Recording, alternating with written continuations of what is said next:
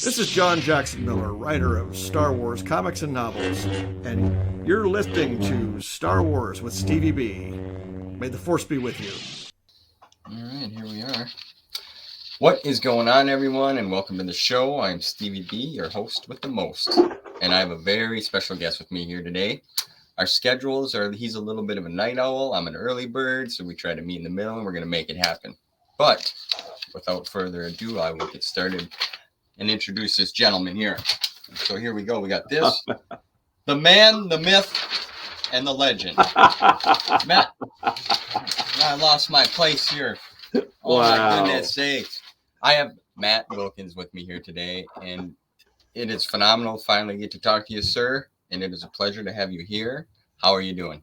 I'm doing great. Thanks for working around my schedule here. I have two little kids playing, so we may have some other special guests coming on every once in a while. Yes, I'm a father as well. Now, let me ask you this. What's it like to be a father of twins? And you have two sets of twins. Oh, right? Man, yeah, I got two sets of twins here. It's really crazy stuff. So they always have a best friend. They always have someone to play with.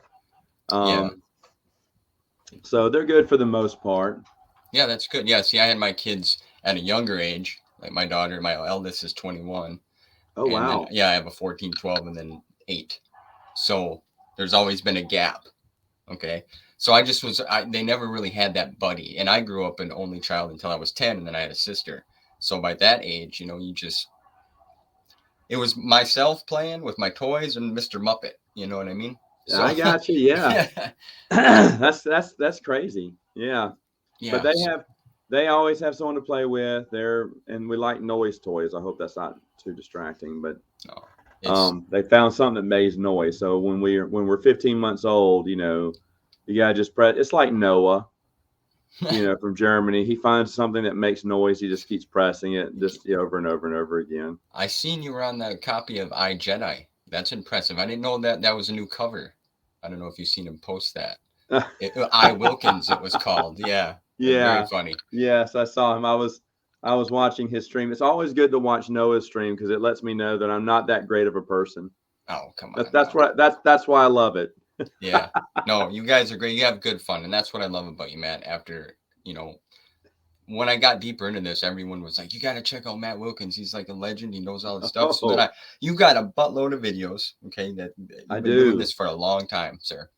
Yeah. So I go back and I'm like, boy, this guy here, man, he's cool. He's got long hair. He looks like he's like peace, love in the galaxy. I dig it. I just loved it. And then it's like your newer videos I see, and you got this night, your hair's all slicked back. You're a businessman. It's incredible.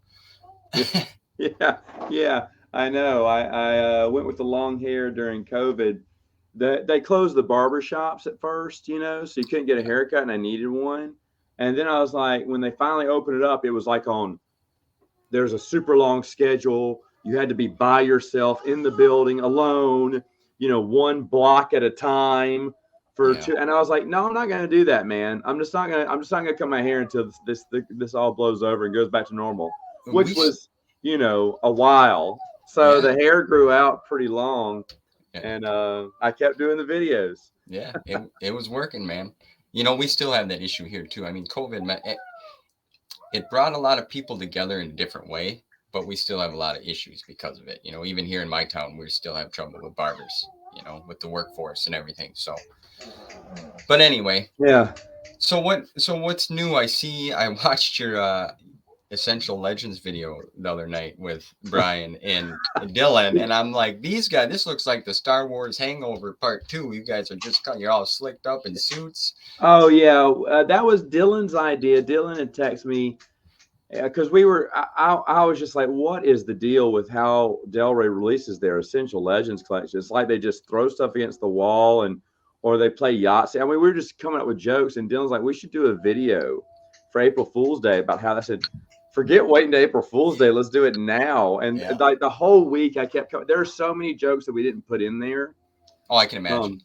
Because one of the books that we were supposed to choose from the cup that we just didn't get. It was the show picking things from the cup was random too.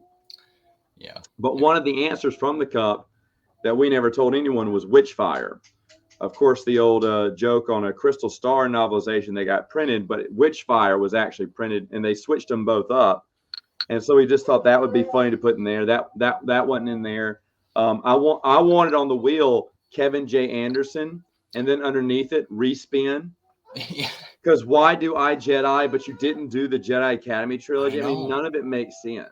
I know. Why do some things have unabridged audios? Because I thought that was what it was going to be. It's like, okay, we're going to pick some of these books, and the ones that don't make as much sense, we're just doing it because they never got an unabridged audio. I thought that was, I tried to make rhyme or reason of what they were doing, and I could not. So we had a lot of fun with that. That was super fun to put together. Brian had texted me, I can't remember, like 30 minutes to an hour before we went live. He went, "Hey, are we dressing up?" And I said, "Oh, absolutely. We're part of Del Rey, so we have to dress up for this." So I don't know what it is about dressing up for a live stream, but we do that for our EU March Madness too every year too. I know you guys. I love it. It's clever. It's cool. It adds a different flavor to it, and it's exciting. I'm like, look at these guys here. Oh, they're just coming out of Vegas, ready to talk. Yeah, I've always questioned that too about Del Rey. I mean, I even messaged them at one time because I'm not deep in the lore yet. I'm still learning, right? I'm going on this journey. Yeah. So I messaged him because it's like, Kevin, that the Jedi Academy trilogy should have been like in like the second wave, in my opinion. You know, we had Timothy Zahn's books. You know, I'm a fan of the Essential Legends. Like, I like it because it's getting the books out there. It's getting more fans and to look at them, maybe from the newer stuff that, oh, let's check these out, you know, and they're, so I'm a fan of that, but I don't understand some of the choices as well. No, they're just weird. Do you want to say hello? Look at this, the Ninja Turtles. Wave, yeah. Look at that. How you doing, buddy? How's it going? Yeah, just hanging out with Pop. I had to come here and see what's going on because, you know, toys and sisters get old. Yeah. Dad seems like he's having a lot of fun here. But yeah, no, you've actually your interviews have had highs like John Jackson Miller and some other authors there, and you've hit some lows like Alex. You know, I mean, so you've basically covered the full spectrum of the fandom there. Yeah, well, I just can't, you know, it's funny how it works. You just daisy chain, you have somebody on a stream, you watch it, and then you look them up, and it's great. And everyone that I've talked to is just, they're great people. Like, I consider them a friend, you know. It's awesome. And Alex is a good guy too. I just try not to tell him that to his face too much, but yeah, there's a lot of good guys there, and they do some great stuff. They're putting out some great stuff. Brennan, one of the other guys that you talked to about, his channel comes out with some just awesome videos and stuff, very entertaining stuff. Dylan, who never did videos on his YouTube channel, is all about the numbers. It's all about you know, crunching, you know, what books sold and what would statistically be the best books and stuff like that. His series and other things like that have been really good. I'm really happy to see these other channels who are taking off and bringing out content, because the reason I started doing my videos, honestly, was because no one else was talking about it. Meaning, you know, defending the expanded universe. It's kind of how I started. And I said, man, there are so many better channels. If they would have started defending it, I would never have had the YouTube channel I have. Not that it's the greatest thing in the world right now, but the thing is, I never would have started making those videos. And with you know, just having fun talking about the expanded universe. Like I said, people of all walks of life, you know, all ages too, because I can't believe I got to talk to. Sometimes I'll do, you know, we hang out in the backstage lobby of these streams and stuff. Well, I'll do that all the time with younger listeners sometimes, because the parents will email me and say, hey, my kid's he's a real big fan, and blah, blah, blah. We just want to say we enjoy your content. We've been watching. And I was like, oh, okay, cool. And I was like, well, look, if y'all want to do a video chat, you know, I can talk to him and y'all can be there, you know, we can chat and stuff. They said, oh, he'd love that. So, you know, the last one I talked to was this past Christmas, and he was 13 years old, and he had read so many books. I was surprised. Like, me at 13 and him at 13, he eclipsed me, man. Night and day. He was just, and he said I can't remember how he got into it. His grandpa had bought him Legends books instead of the regular canon, and he read. He's like, wow, these are really good. And he thought it was part of the original story. But then doing his homework, he said he found it was his own story. He went, well, I want to read this other story. And so he just kind of went on this journey, 13 years old. That's mind crazy. you. And he gave me a list of books he was still needing. And I reached out to Twin Sons. And I said, look, I don't know if this counts as a kid in the school or library, but they said, no, absolutely. We'll give to him. So they helped complete his list. They sent him a package to help complete his list. And just another one of the unsung heroes that Twin Sons are. Brian Board, Dylan, Amelia. They're honestly the best of us. Yeah, they're great people. For all the work they've done and just all the kindness they've done too. It's just been it's great. Every blue moon I get to work with them, and that's a lot of fun too. But I mean, like I said, we got fans from all over who just have a love for it. They have a deep passion. Meg from Meg Reviews. Great. That girl breaks down things and makes me rethink situations. Like no one knows this right now, but I do give her credit. And it's going to come out next week. I give her credit because a lot of the insight that I had with Planet of Twilight, I was talking to Meg back then, and she had this fantastic quote. I'm gonna use that, but I'm gonna give you credit. But it's been so much fun talking to her a lot. Like, of course, she was on my EU Madness, and she's probably going to be a mainstay for a more civilized age now. But she's so well spoken. She breaks down chapter by chapter, and that's a different type of review that we've ever seen. Yeah, no, I know it. I'm doing the regular YouTube reviews with my reread because I tried to avoid. Hey, what's going on? Do you want to play with sister? Go play. Okay. I'm sorry. You want to sit here and talk nerd stuff with Dad? Not yet. Yeah, okay, still waving. There we go, waving out. He's hoping all the single female fans that watch your show are watching. Well, he's a handsome young man. Are you trying to flex, dude? Is that what it's? You're not much for muscles, Bubba. Not much for brains too. You just got cuteness right now. You got to go with your looks. Yeah, that's right. But must get them from mom. Yeah, no, I'm just kidding. Exactly. No, but there's just and I love that because my rereads were just desire to say, okay, well, there's one way to do a book review, and this is the way. And Meg does it totally different. And I love the way she breaks it down. I love the way she does it. Chris Nelson is also busy carrying his set of double twins. And on every blue moon, when he does something, it's gold. It's gold every time. But Chris has got that, like, PBS voice, that soothing, Ken Burns documentary that just keeps you watching the whole time through. And he uses anecdotally all the time. It's incredible. I know, it's so good. He's so good. And then when he has that long hair, he just goes through this, and I'm like, wow, what is this? A Head and Shoulders commercial? Your hair looks gorgeous. From the 90s, right? From the 90s. I'm telling you. Yeah, you mentioned. I mean, Dylan. It's good to see him. I asked him when I talked to him and said, "You should do something. You're good. You're the numbers guy. I knew it right away." You also Marcel is another one that you had on March Madness. Another great, fantastic. What he's doing. Marcel. I mean, come here. Hold on. Because when one's double there, duty, the other one must come. Wave, Ella. Say hello. Say hello. You've already waved. Oh no. There we go. Did you go again there, Bubba? Maybe I changed one too early. But anyway, Marcel, I love Marcel. He's so unique too. First off, he's a great guy, and then he's doing audio recordings, and they're getting better. Oh, I know. Not to say his early ones were trash, but the voice acting, the amount of preparation, and I really don't know if people realize it's not just sitting down and reading. Right. It's not that when you're doing those type of recordings, there's a lot of preparation that goes into that, a lot of editing. There's a lot that goes into that production value. And so Marcel takes his time to make sure he puts out excellence. And that's what he does. Because when Marcel drops the video, and and I love that he's doing it to things that you can't find. You'll never find this stuff on audio before, these short stories, these whatever. And sometimes you can't even find the printed version. Yeah, I know. That there is an audio version, and everyone loves audiobooks. Everyone. That's the big rage right now. I just wish people would say, I love to read.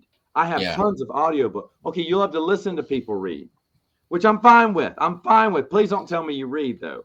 I read books. I'm not offended. I'm just saying, I'm glad audiobooks are big. I'm glad they're getting people interested in things. But Marcel is definitely very talented in the videos he puts out. And that's another thing. I'm just so happy there's so much more content than when I first started.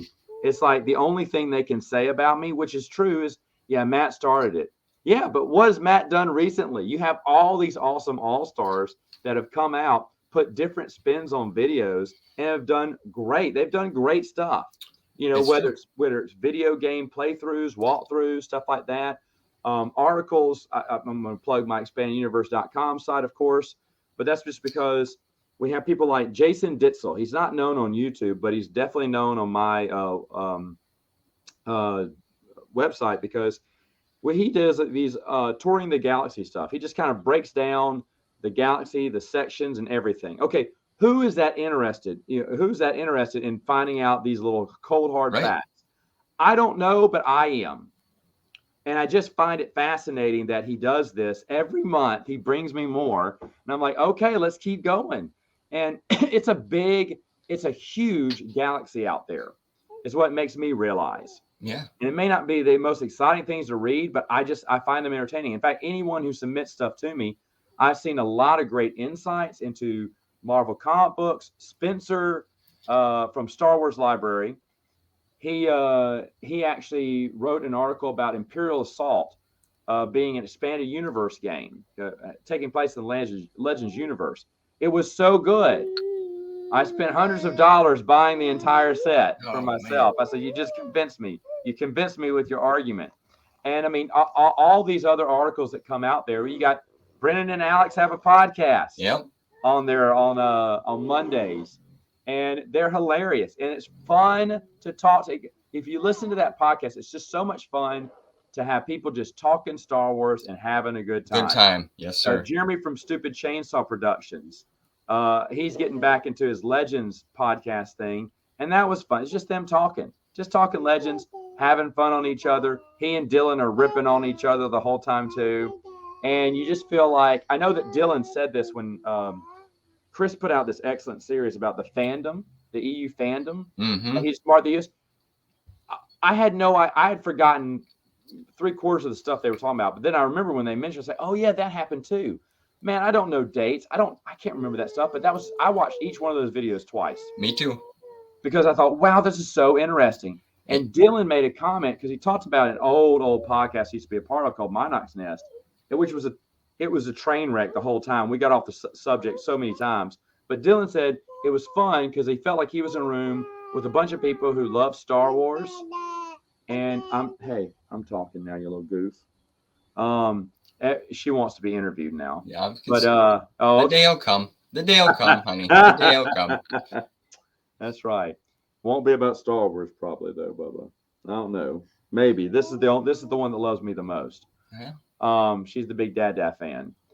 The moment Mama comes in here, whenever she wakes up, oh, this one's sleeping. Ooh. Oh, okay. I see that one. This one's about to go. It can't be that boring. But Dylan said it was just like listening to a bunch of good friends, just, have fun talking Star Wars. And I thought, you know what? That's exactly what the Legends podcast has turned into now. Yeah. I mean, it does go off the rails at times, but, in a fun way. Well, that's what it is. I mean, you mentioned a lot there, my friend, and Meg, her reviews, and your reviews, and you're on your rereads, and it all stemmed from you. You started this because no one was talking about this, and you were a fan since the beginning. You've read a lot of these books from the early on. Like what you told the story, and I may ask questions that you've already answered, but you have so much material.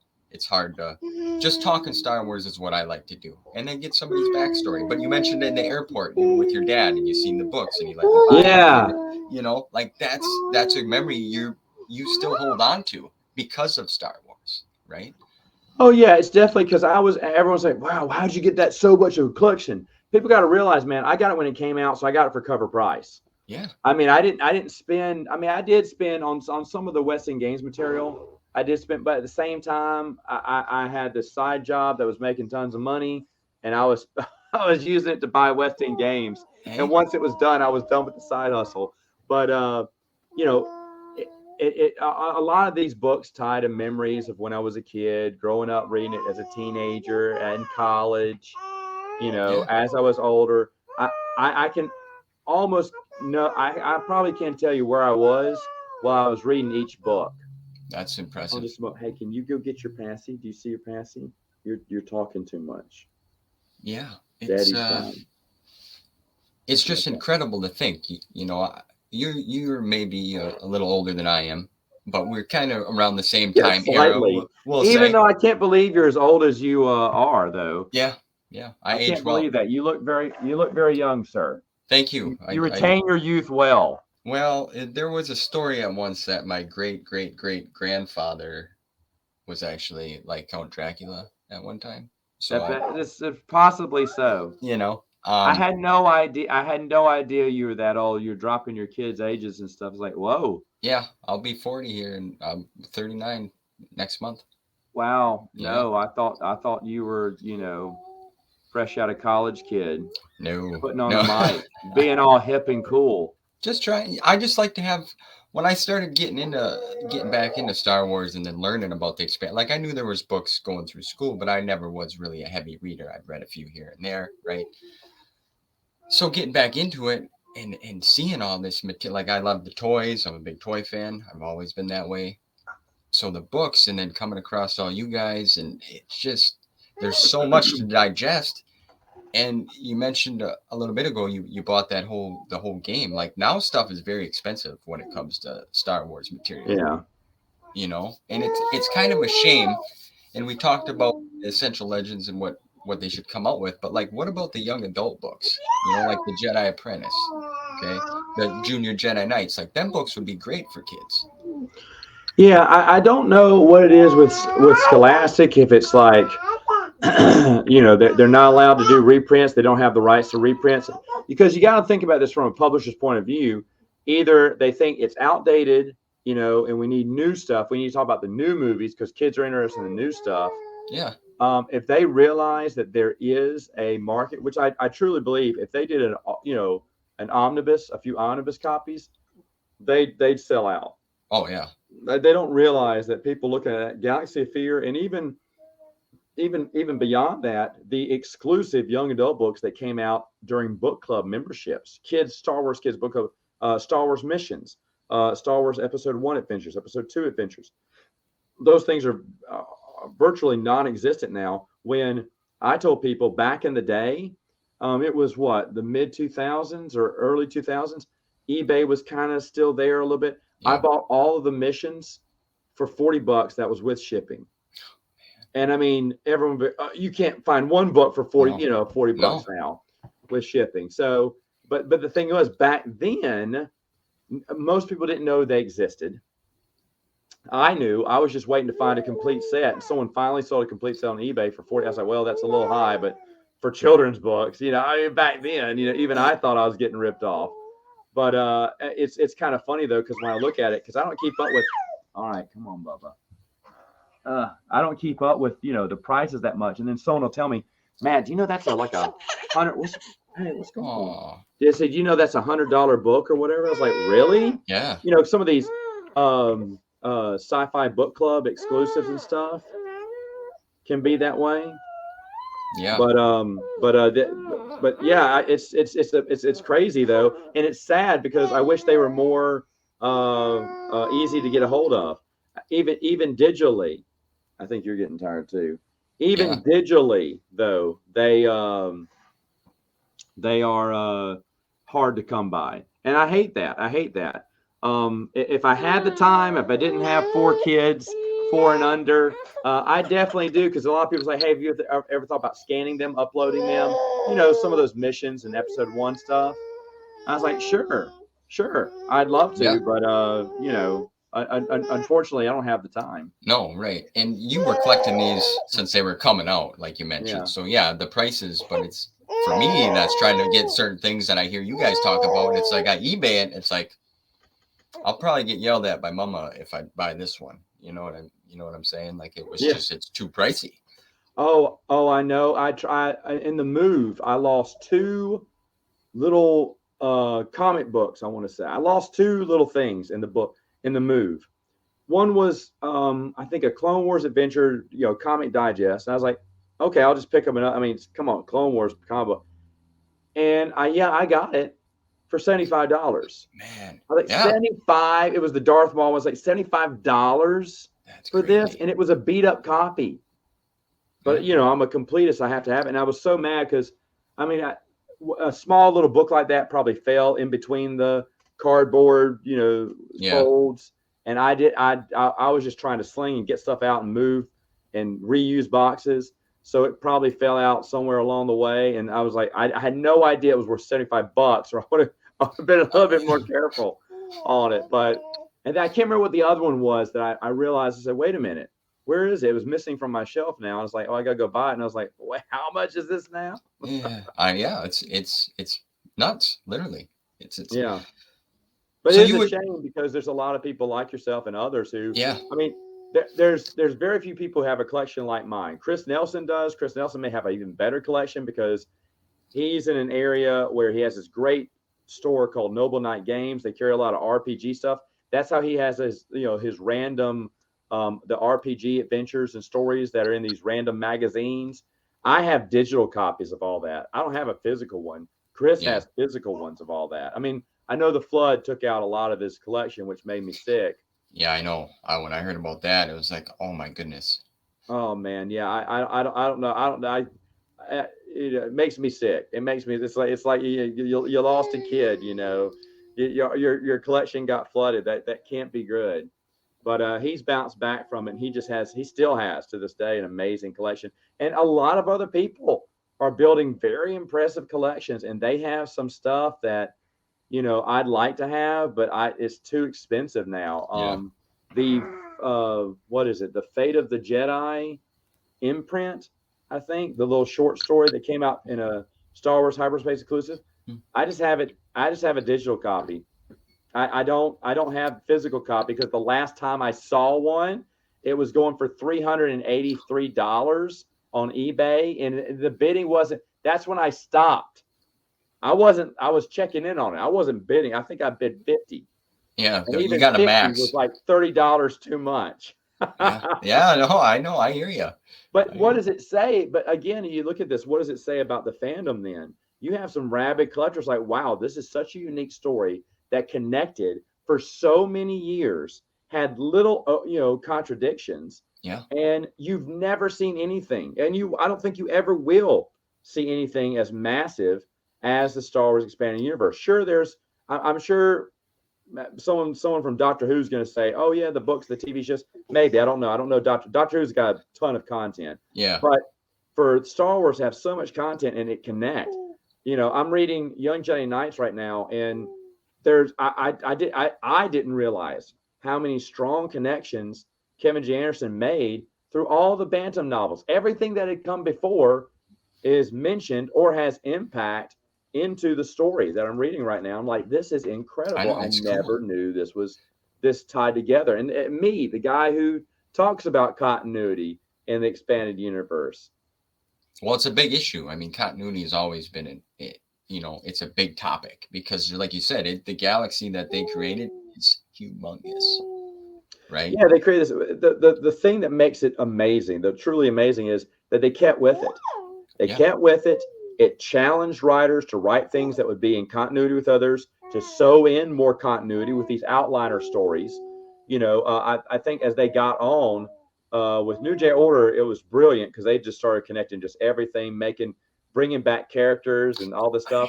And then they said, we'll keep doing this. And then they went to the RPG stuff, which I never realized until Fate of the Jedi, because one of my favorite. Oh, come on, dude. How'd you do that? They just push buttons. They're learning. I'm telling you. But Fate of the Jedi, when Fate of the Jedi came out, they made a reference. Here, have a pen. Draw on yourself. Mom would be very happy. Um, they referenced one of my favorite RPGs, which is a Dark Strider campaign, and I was like, "Whoa, that's awesome!" But then reading back through a lot of other West End games, I was like, "Oh, that's not all they took from the role playing games. They put a lot in there." That's And cool. now that I have that knowledge, I'm super excited to get to that part again because I miss things like, what's his name from the X-Wing series. Um, Uh, yeah. Farlander. Yeah. Okay. He's mentioned in New Jedi Order. I had no idea who he was back then because I had not read or wasn't familiar with the video games back then. And so yeah, only later on when I was doing my own little study about it did I find out that he was in there. I was like, what? And there's so many more connections now that I'm doing this reread of them all. It's been a lot of fun. Yeah, I was going to ask you about that. I have yet to read New Jedi Order. I'm excited to because that's all I hear is great things about it all the time. I'm currently reading a Luke Skywalker in the Shadows of Mindor. I wanted a Luke Skywalker novel. Okay. Yeah. So I picked, and I'm truly enjoying that. I really enjoy Matthew Stover's work. Yeah. I like the way he Everyone writes loves Matthew Stover's work. He's really good. But like now, I just finished Revenge of the Sith a little while ago, and I was reading some of the Clone Wars era novels and such, and the prequels. But like that earlier feel, like when you start reading about like Luke, Han, and Leia, like the way that they wrote it feels like it. If that makes sense, what I'm trying to say, like their dialogue, everything, the way it's that they wrote it just fits. Yeah. And the thing is, it's a unique thing to see a bunch of authors working together to push an overall story and making it better. Troy Denning has a great story about Stover. Stover has supposedly he had a lot of good ideas that was always evolving. This is back when they were writing New Jedi Order. And he said Stover just kept changing his idea of what he wanted to do with Traitor, which is a great novel of his. And Troy goes, I don't care what you're doing, Matt. He said, but just let the other author know because we're trying to connect it and keep changing the topic about what you want to do. And yeah, I mean, it was all loving. It was all love from Troy Denning on Matthew Stover, but just said that the man just had just so many, we could do this. Oh, we could do this. Oh, wait, we could do this. And that's the thing. You read that now, it wasn't just a paycheck for him. That's what it tells me. It tells me here's a guy who's a fan who wants to do the best he possibly can with this story, who's excited to talk about all this stuff. And it's not like, oh, I'm so happy I got this job writing a Lucasfilm book. I need the check. Yeah, I need the money. Which I cannot speak to new canon because I don't read it, but you cannot tell me those authors don't just look at it as a cheap check. Let me just write off. And it's happened in the EU too. There's been a few authors I can tell they just don't know. They don't understand Star Wars. They did it just to get some notoriety, probably get a spotlight on their name, and hopefully grab some more fans their way. But they did not respect the continuity or the content. Not that they were, they contradicted something, but when the characters you read are off, when the situation's off, when it just doesn't feel right, that means an author didn't do due diligence. Goodness gracious, I have my list over here, but both my hands are full. Jedi Trial off the top of my head. What a disaster. These two guys write military novels. Yeah, I know. Because they don't write Star Wars. They can't. They didn't understand how Star Wars works. But they know military, and they know the war was military, so they just wrote a military book in the Star Wars universe, but they had no connection to Star Wars. Yeah, I skipped that one. I heard a lot of negative things. Normally I don't do that. Avoiding the holes. Well, the thing with me is I let everyone, and that was the one big worry when I started doing my reviews and stuff, was that am I turning people away? Because I hate a lot of books that most people love. I love a lot of books that a lot of people hate, like the Jedi Academy trilogy. And so, but I want people to make up their own mind. Yeah.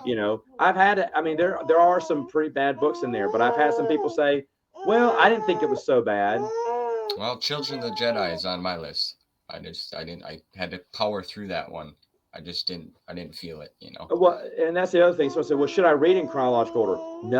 No, because then you have to start with Dawn of the Jedi. And Dawn of the Jedi is awful. It's almost unreadable. It's still in my top 10 of worst. Let me see if I can reach it. Worst list? Yeah. I need to do a video like that. Oh, wait. Dawn of the Jedi. Yeah, it's still in my top 10 of worst. I'm trying to make an updated list as I go back through the books because my old top 10 worst was incorrect. Mhm. And I need to apologize to a few books. I was going to roll into that. I wanted to know through your reread, like, is there books that really swayed now you're more of a fan of? And now you mentioned ones that you're not. The list is messed up. One in particular, because I'd read it and moved on, I thought was good, but I didn't realize how great it was Sean Stewart's Yoda Dark Rendezvous. Oh, yeah. It's fantastic. It's phenomenal. It's one of the best of. And I liked it when I read it the first time, but I was always shocked to hear Chris, Joe Bongiorno, and a few other people tell me, yeah, that's my favorite novel ever. That's your favorite novel ever. And I was thinking, it wasn't that good. But then going back and looking at it, yeah, it was. It was really good. It's a really great novel. And there's other stuff that I've forgotten and enjoyed. I forgot the whole hot chocolate thing that went on in Bantam with Luke Skywalker. Okay. Timothy Zahn had him drinking hot chocolate in Heir to the Empire. And I don't know if it was a running gag, but a lot of authors from then on out have him drinking hot chocolate in Bantam novels. I'll have to pay attention to that. How did I miss that the first time reading it through? I don't know how I did, but I've totally forgotten. I mean, which Noah, of course, ridiculed me saying, oh, it's all over the internet, Matt. Well, I'm not the man of the internet there, but I had no idea that was key. And I mean, even the comic books, even in Union, Luke is discussing things and he orders some hot chocolate. I'm like, is this for real? What's going on? I have a theory, though, that he stops drinking hot chocolate after he marries Mara because there hasn't been any mention of it since. Well, she probably smacked him. Yeah, or that she has an allergy to hot chocolate. Says, Luke, don't do that. No, Jedi Masters are not. They don't drink hot chocolate, Luke. Oh, okay. They drink Jack Daniels. Okay, yes, ma'am. Go ahead, order up. But and then of course other books I thought weren't. I mean, I thought they were so.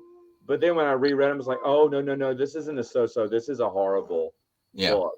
And then I need to, I know some books that I said weren't bad. I mean, Planet of Twilight is so weird, but it's not the worst one. Crystal Star is bad because someone obviously didn't take the time to understand the characters. Vonda and McIntyre didn't take the time to understand the characters, and it's bad, but it's not the worst. It's not the worst. There's way worse than Crystal Star. I was afraid I was going to love Crystal Star because I joke on it so much. Yeah, and that's another one. It's that you got to read it now because there's so much talk and controversy around it. It's one of them books now. Which is good. One of those books now that's kind of become infamous. Yeah. For its Waru and everything, which I think is hilarious. So there's just there's a lot there. But I mean, that's also part of the joy of reading the Expand Universe. It's not all lovely. I think people were shocked when I did my first review for Matt's Expanded Universe when I started in chronological order, went with Dawn of the Jedi and tore it apart because people had never heard me talk ill of the Expanded Universe until that video. But I wanted to let them know that even though I'm a fan of it, I can be honest. And you got to be honest about things. You got to be honest about it and sincere because you can't say, oh, I love everything. No, everything's perfect. Everything's not perfect. Now, the thing is, there's someone, I haven't met them. I haven't met them yet. It may be Tim Levin's mother, but someone loves his book, Dawn of the Jedi. I mean, I don't think his mother loves it either, but I'm just saying, someone must love it besides Tim Levin. Troy Denning. Does he love it? Yeah, maybe. I know you guys always talk about Troy. Yeah. Well, I mean, but someone loves Dawn of the Jedi. Okay. Good for them. But most people don't. And I'm just giving I won't say that, oh yeah, it was all great. It was all good. Everything was excellent. No, it had some issues. Yes, it had some terrible characters. Like, I mean, I'd love to talk to John Jackson Miller like you did. You're checking that box off because this man writes some of the most brilliant, I mean, honestly, brilliant Expanded Universe. Kenobi is wonderful. The second time through, even better. I just smile on my face on how brilliant he put a Western in Star Wars, and it feels right. Nailed it. He did it the right. There's so many ways that could have gone wrong.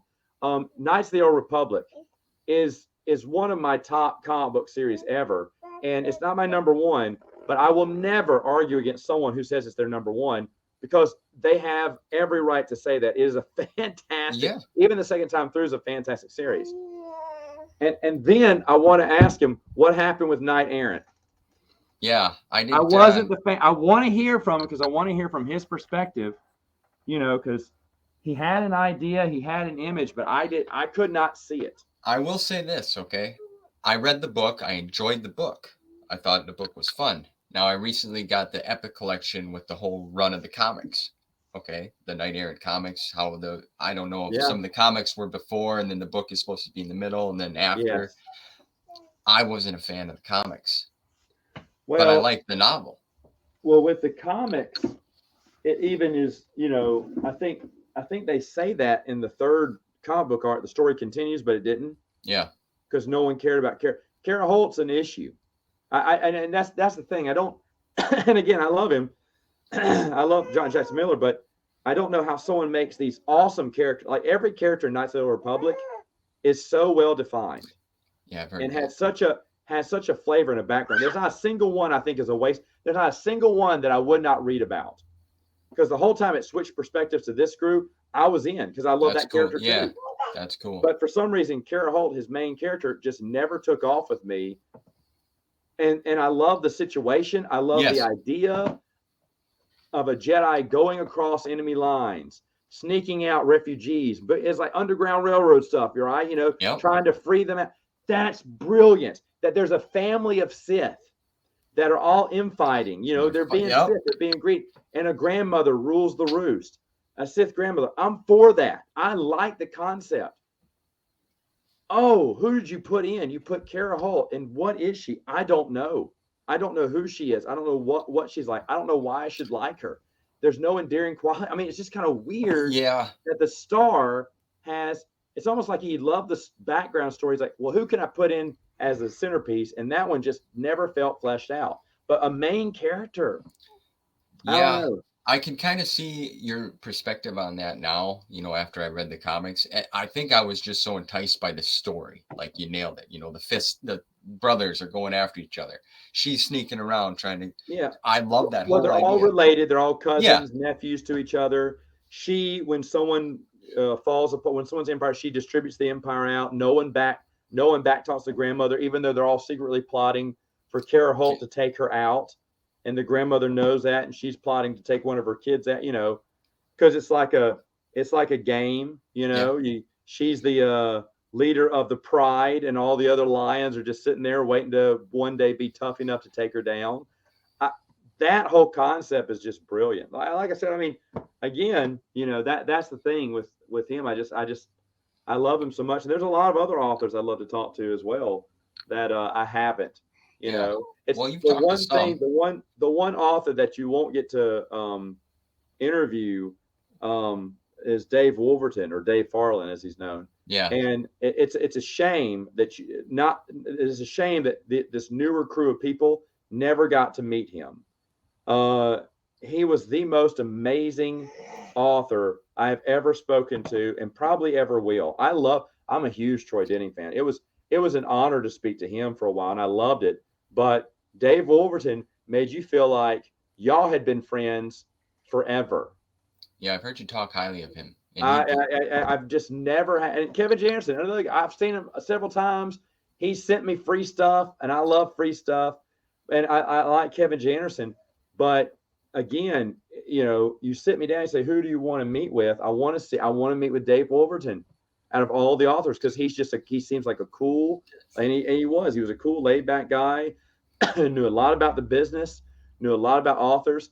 He told me about, I don't know, he didn't name names, but it was basically that a lot of these new authors care more about what people say on social media, and they really shouldn't. Right. You just write a book, you do your stuff. Not everyone's going to love you, but there's no point in wasting your breath, arguing, tearing down, starting Twitter fights with people. And yet what happened just a few months later? Chuck Wendig drops Aftermath. I mean, it's almost prophetic what he knew. I mean, what he knew about these modern day authors and one of the big mistakes they make. Well, you nailed it. you know, we talked about it earlier, like good authors, they were having fun, they were working together, they were talking. Dave Wolverton, John Jackson Miller was the same way. That's why I reached out to him. I'm like, hey, I got like 5 subscribers. You want to come and just talk Star Wars? Absolutely, because I met him, and he made me feel like so calm, and he was just excited to talk Star Wars and Star Trek, which I'm not a big Star Trek guy, never really was. Yeah, a lot But of these Star Wars fans Star Wars authors are Star Trek fans too, yeah, I've noticed. There's one I talked to. I talked to him about the new Star Trek. I may call him later on today. Rich Hanley, and he's a huge Star Trek. I mean, I know him for his Star Wars stuff, but he's a huge Star. He's probably a bigger Star Trek fan, and it's funny. yeah, and And that's not that you cool. can't like both. I'm just Right. saying. I just think that's funny that a bunch of these authors love. I mean, but they just love. They love geek culture, and that's the thing. They're perfect to write in any of those genres because they're fans of them. And you have to. I believe you have to be. Yes. That's where Bantam and Del Rey made mistakes.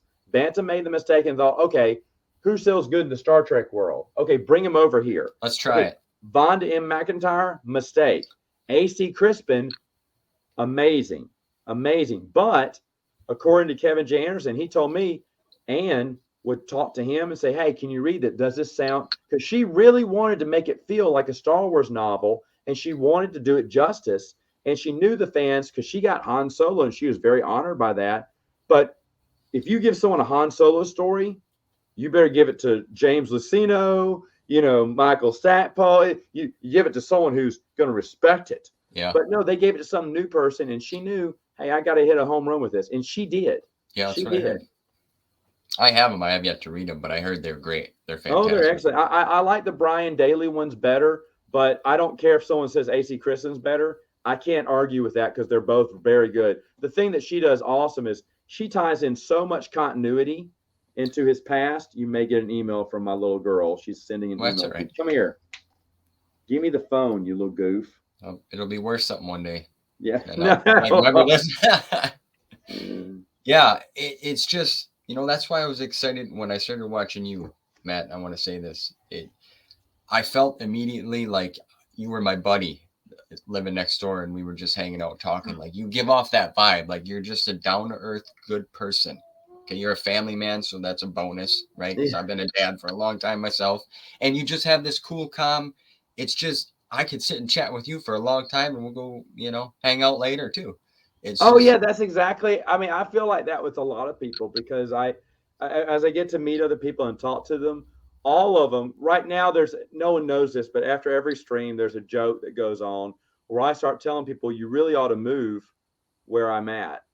Because I'm too old to make new friends, and y'all are all cool people, and y'all would be great here. So that's what I always do. And I just invited Meg from Meg Reviews to come live, and I don't think she's going to take me up on that offer anytime soon. She's like, no, too much nerd stuff going on there. But I always kid that Alex we have a spare bedroom. It's for Alex or for Dylan. Whoever comes for. If Dylan moves his little couch, he needs the couch. That room. Then he's got it. Whoever gets it first. But I always told Alex that I kind of want him, and we have a little Harry Potter room underneath the staircase, and that's really where Alex is kept. Yeah. If Brennan comes, I don't know how good he's at working things, but we have a little spot in the attic that's kind of you need to put some walls up. The flooring's down there. It has electricity. He'll figure it out. If he can build out some walls, he's got a little spot in the attic. We've got some spaces to fit some of these people. We better expand. Some of the married folk, like Geek's Attic, Geek's Attic. Some of these people I just have to have near me at all times. Like, I swear, if Chris Nelson was next door, my wife would think I'm cheating on her because I'd always be at Chris Nelson's house talking to Chris Nelson. Oh, that's great. But that's great. That's it. I love this because I enjoy doing this because you hear stories like that. And then, you build relationships after this and you talk, and it's just a pleasure. And I want to say this, Matt, you're a role model, really, if you think about it, to a lot of these younger kids coming up. Even to myself, I'll say, well, I'm learning from you, but you've inspired a lot of people. I mean, look what you mentioned Brennan and Alex. Them two young gentlemen are they're nailing it. They're putting work in. They're astounding. And their content is really well done. Yeah. Their content's really well done. They're coming up with unique ideas and perspectives on how to talk about the expanded universe. I'm just surprised, pleasantly surprised and pleased to see all these channels out there. They're putting out honestly just great content out there, stuff that I want to watch.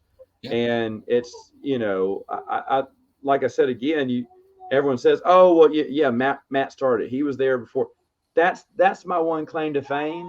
But if you look at it today, there's a lot of talented people, of course, with editing software too, that they have to kind of take. Yep. But they're doing just an outstanding job. They're coming up with, I mean, Noah comes out with that chronology, that timeline chronology thing. It's that did not take, a couple of weeks to do. That took him months, if not a year, to put together, in a lot of meticulous study. You don't take any that. These people aren't, just throwing stuff up against the wall. They're not being lazy about it. They're putting out quality stuff. They're doing quality study there. And it's just so wild to see that these people are half my age or less than half my age. And they're just killing it. They're just killing it with content. And that's wonderful, because you look at YouTube, back when I started doing my Defending the EU, you'd have the occasional person do a book review.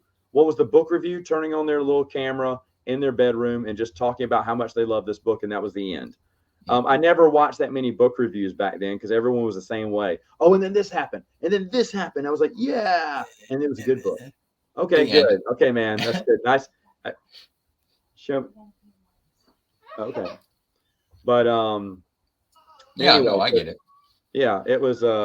It's just so encouraging to see more and more channels popping up with unique content. It's not the same stuff. No, they're not doing the same thing. How can you have so many unique channels? But that's wonderful, I think, too. Yeah. And another thing, you mentioned the video editing software and all these, bigger YouTubers and such. I'm more of a fan of I know they put in work in their time, because like you mentioned, even Brennan and Alex and some other, Marcel, they really put time in and hard work. I mean, it takes a lot. But I like a good conversation, like just honest conversation, like sitting around just like we are now. I got a cup of coffee, you're holding the boy. We're just talking. I don't need no flashing lights, right? I mean, I want to hear. It's more about what we're talking about to me. Yeah, and for your channel, you've got this interview concept going on. You've got to talk to all little aspects of the fandom, even from authors too. It's something that I want to do. I'll just never have the time, I guess, to do it.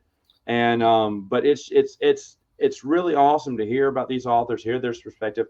I love their love for it. Drew Karpyshyn also shares the same type of love too. Yep. There's the only one that I wish I would, the only author I think there's many authors I wish I would have met before they passed away. Brian Daly, Aaron Alston at the top, and A.C. Crispin at the top of that list. But even Vonda M. McIntyre, I'd talk to her if I could. Yeah, why not? But L. Neil Smith, who wrote the Lando Calrissian trilogy, which is just, it's older EU, but it's just excellent. It's just excellent. And I had the privilege of talking to his wife and daughter recently, after he passed away, a few weeks after he passed away, and I've become friends with him. And actually, I mean, no one knows. I mean, his daughter was supposed to come on the show, my channel, last month to promote her dad's newest book. She finished off her dad's newest book, and I just didn't have time to connect with her. Anyway, getting to know them though and talking to them, they're so cool. They're so laid back. And then hearing what he was like, I'm like, dang, I should have reached out sooner. See, that's what you're doing. You're going ahead and jumping ahead, getting authors on there and everything. And I mean, I hope, John Jackson Miller, lives long and prospers. Okay. But the thing is though, you never know. True. Dave Wolverton fell down some steps, had an accident. And that was it for him. Yeah. It wasn't, I mean, obviously it was his time to go, but the thing was, I mean, that was an accident. That happened on the spur of the moment. It wasn't like Steve Perry or not Steve Perry. Michael Reeves. Michael Reeves, thank you. Michael Reeves, who had a sickness and deliberate illness and was slowly passing away. And that's sad too, because I would have loved to talk to all these people, but you never know how long we have to live on this earth. And striking now and getting the interviews now, making those connections and making those friendships is just so important, I think. So, I mean, I love what you do too. Thanks. There you go. Big fan too. I didn't know at first. Just everyone kept saying, "Hey, Stevie B." I said, "I don't know who Stevie B is." Who's that guy? I said, "Sure, but who's that?" And then you start, I was like, oh, look, he's got everyone on here. Well, ooh, he has Alex. Yeah, Well, he may not have standards, but I still like him. And I was like, whoa, I like how John Jackson Miller did your intro. Yeah. I met him twice. I met him twice in person. So he actually came to my local library and did a whole, what do you want to call it? He talked about writing and he gave like a little speech and he had a montage. Yeah, it was really neat. It was for Star Wars Day here a year ago. And then I met him at a comic book store, and I was the first one there. I'm like, I'm going early. This is John Jackson Miller. Holy crap. I got my Obi shirt on, Obi-Wan shirt on, my books. I'm going in. And he just pulls up next to me. And my sister was with me. And I'm like, that's him. I'm kind of doing one of these. Should I ask him if I can help hold the door or something? And she's like, well, go ahead. But but then I got to talk to him, and it's just, I'm like, sir, this is incredible. And he's like, yeah, I just love talking. And so I was the first one there, so I got to spend a little more time with him. That's awesome. Yeah, that's awesome. I love that. Like every author's been really nice to me when I've talked to him. And like I said, Kevin Janderson was the first time I ever met him. He goes, I said, I love your books. And I told him I read Star Wars. He went, do you read any other things of mine? I said, well, I read your X-Files books, and I was talking about all the IPs that he's written for. He's like, well, have you read anything original from me? And I was like, no. He goes, like Saga of the Seven Sons and stuff. I was like, no, but I plan to. He went, you know what? Here. And he goes and grabs a hardback book, signs it, and gives it to me. He said, I want you to. I was like, well, you give me free books now. Yeah, that's going to work. And someone had made a joke. They said, Kevin, you giving away your books right now? You can't say, just joking with them. I can't remember which author it was. It wasn't a Star Wars author, just some other author. He said, no, just to him. He said, because I want him to read other stuff. And that's the whole purpose. He's a big salesman. Yeah. And he knows how to make money. And but by being an author, which is hard because a lot of these authors John Jackson Miller ain't rolling up in a Lamborghini. No. He's not bad off, but he ain't, throwing money out the windows either. No. So to you to turn this writing style into a business, very few people can accomplish. Kevin Janderson's done it. Brandon Sanderson is like the master now of it, but you know who he credits to his whole career? Dave Farland. Really? David Farland. He came out with it was a video or a letter to the fans about how Dave Farland, he never would have been an author without Dave Farland. Dave Farland was the one that taught him how to got him through his first book, and then said, "You're going on tour with me." That's cool. When no one knew who he was. And now this man, his Kickstarter broke records. That's cool. For his books. Good for him. Yeah. Good for books. Good for reading. Yeah. So do you prefer that as your type of media? Is reading over the films, right? Like I do. You're a fan of the films and movies because you do so many great things, Matt. Like I'm a big fan of the Princes of the Universe podcast that you do with some of your other friends, Wes and them guys. I love them because that's my era. Like you talked about Christmas one time and being in the mall with all the toys, and back then it's like you almost brought me to tears because I remember them days. You remembered all that. Yeah. Well, you're the same age as us, so yeah, you'd remember all that. Yeah, and it's unfortunate that our children today won't experience that. You know what I'm saying? It is wild because you say it on. I was thinking about this the other day because we were actually recording some Prince of the Universe last night, and I was thinking about because I was like, if we tell these stories to the children, they're thinking like, oh, that was old and antiquated. That's nice, but no, you don't understand. It was so much fun, and it isn't my nostalgia saying that. It was a different experience, and a fun experience that they just, They'll have other experiences that are just as memorable, just as loving. Just all kids do. They put a time capsule memory together of their childhood, but yours is so unique. Your own is so unique to you. And when you meet other people, and they know exactly, like we just said that, they know exactly how you felt. When you got when that Sears catalog came in, it was Christmas, dude. It was Christmas. Big Sharpie. Yeah, about this? How about and you this? went through, and your mom got mad because she wanted to read it first. Your dad, who didn't even shop at Sears, he No. wanted to see it. Don't mess up the pages. But of course, yeah, you get in there with the pen, pencil, ink, whatever, and you'd be circling all the toys you wanted. Yep. We did mock drafts. Okay, what would you like? I like the Skeletor on page 42. Oh, I wanted that Okay, I want the Castle of Grayskull. That Oh, I was going to pick that one next. And we did. I mean, we had so much fun. But you would just read through that like daily, like a daily devotional Bible. Yeah. You'd read through the Sears catalog. You carried it with you, even when it was too late to order anything. Yeah. You were looking, and then finally, for us, it got put underneath the chair, and then eventually got thrown away because after Christmas, no one was looking at it. But then what was it? I mean, that thing came out in September, October. I mean, it came out kind of early. Well, they want people to get their shopping done or mail-in shopping done early. And when that thing came in, you're like, oh yeah, Christmas. And you started looking up just the pictures of the toys. Can you imagine? I would love to have met the photographer for Sears wish list catalog who took pictures of the toys. That's who we need to find and interview. That would be a good one. Because you encapsulized my entire childhood with your photos. Yep. Sir, good on you. I met the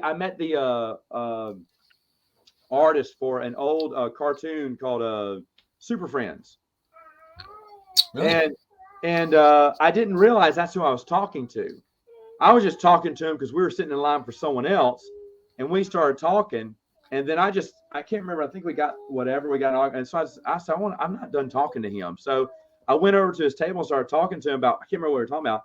And I said, so you're an artist here? And he goes, yeah, I've done stuff. And then I flipped the book and went, whoa. I said, you do the Super Friends? He went, yeah, I drew them and everything. I was like, oh, well then, hello there. I mean, it's just, yeah, it's so cool. Have you gotten to meet Dave Dorman? No.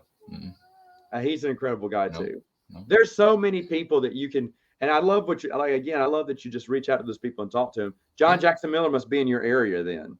Yeah, he is. That's awesome. He's actually a couple hours away, really. Yeah, it's cool. Yeah, that's awesome. That's awesome. No, I mean, he's, like I said, my hat's off to him because he's done such a great job with everything. Oh yeah, and his writing. But there's just, I'd love to hear from a lot of these authors. So I don't get to, like, I've never met James Luceno. I'd love to meet him. Yep. We're back. We're back waving again. Yeah, I've reached out. Like I've chatted a little bit with Mr. Karpyshyn. He had some other ties going on. He's great. And I'm a big fan of Mr. Schreiber, and I had a little chat with him as well. But yeah, he doesn't do interviews anymore. But we had a little conversation, so that was cool. I'm a big fan of Mall Lockdown's like my favorite book. Does he not talk about Star Wars in interviews? Yeah, he's just he's a fan. He's other adventures in life now. Got it. I respect that. I know authors like that too. It's kind of sad. I don't know what all authors talk about to you off the camera. Yeah. But you also see some resentment. The whole I think Alan Dean Foster brought to light the whole copy, not getting fairly paid. And I totally agree with that. These people, me too. You're reprinting the book, you're reprinting their works in different formats and not paying them a dime. No, I know. It's a shame. And it's hard because I was going to interview someone who said, I'll come in and talk. He said, I won't talk Star Wars. Yeah. And I said, that's fair. I know why. And there's and people don't realize, but there's a few things I said, well, I don't have this. And Matt, why don't you have that in my collection? Well, I don't have it because I'm friends with the author, and he doesn't get paid for those. That's respectable. So I'm not gonna buy that because I think it's wrong. It's wrong. And a lot of these, not a lot of them, but some of the authors I spoke to have said that, and that's just kind of sad. And it's all about squeezing that extra dollar in savings. But the thing is, though, fair is fair. When you're taking someone's work and you're asking for them to put in time and effort and deliver a great story that people will love, you need to give them fair compensation. And I don't believe Lucasfilm has done that. And Alan Dean Foster is the only case people really know about because he's the one that's been the most vocal about it. Well, it's true. They put work into this, and they should. And I mean, it's just wrong that they took that from them. And there's probably, you mentioned about Dylan and Chris putting that documentary. That's that should be a Netflix film with what they presented there through the, the history of the EU to the 2014. But I'm sure there's a lot of hard feelings with the authors as well once that happened. But that, you know what I'm saying? Yeah, and I mean, and it's a tough world because you can't bite the hand that feeds you, right? These publishers still control who gets what work. The editors still control if they like you, if they don't like you. Obviously, Del Rey, Kevin J. Anderson had no friends at Del Rey. All his friends were at Bantam because he did not get invited. I know, and that's a shame. And that's how it works because it's a different editor, it's a different team. They have their own folks that they love, and and it's vice versa there. So, but at the same time, I kind of wish. They kind of look at it, and I mean, I don't know. It's just kind of hard because authors can't talk bad about publishers because that's, then they'll never get any work that way. And not everyone can be a Brandon Sanderson and just print his own stuff. I mean, not everyone can be at Kevin J. Anderson's level, at Brandon Sanderson, at other these big. J.K. Rowling can do anything she wants. That's right. Good, but that's not every author out there. Yeah. They need the publishers. They need the contracts.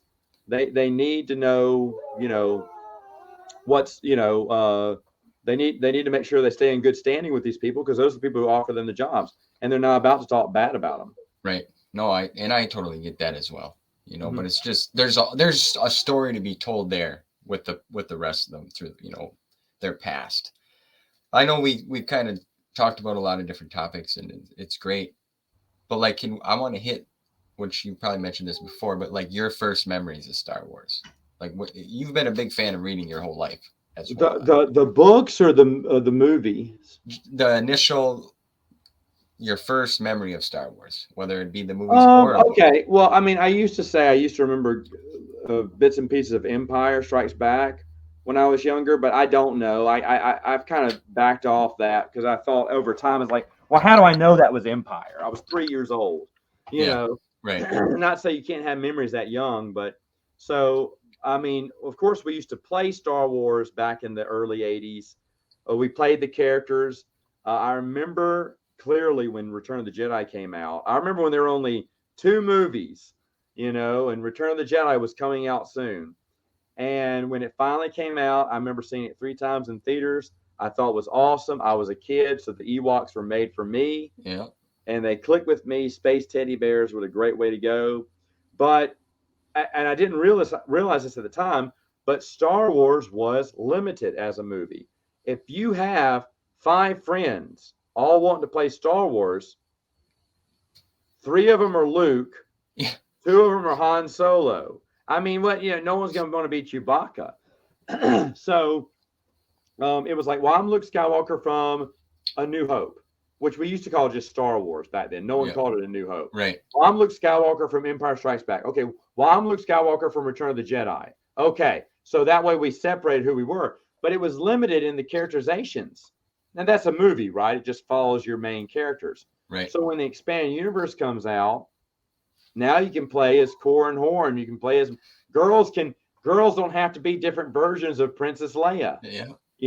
There's so many women and Jedi and stuff like that or you don't want Jedi. Great. There's some great pilots in the rebellion. There's some great Sith. There's some great villains. There's, there's all sorts of great characters from all walks of life now you can play as. But I remember playing Star Wars a lot all the time, continuing on the adventure.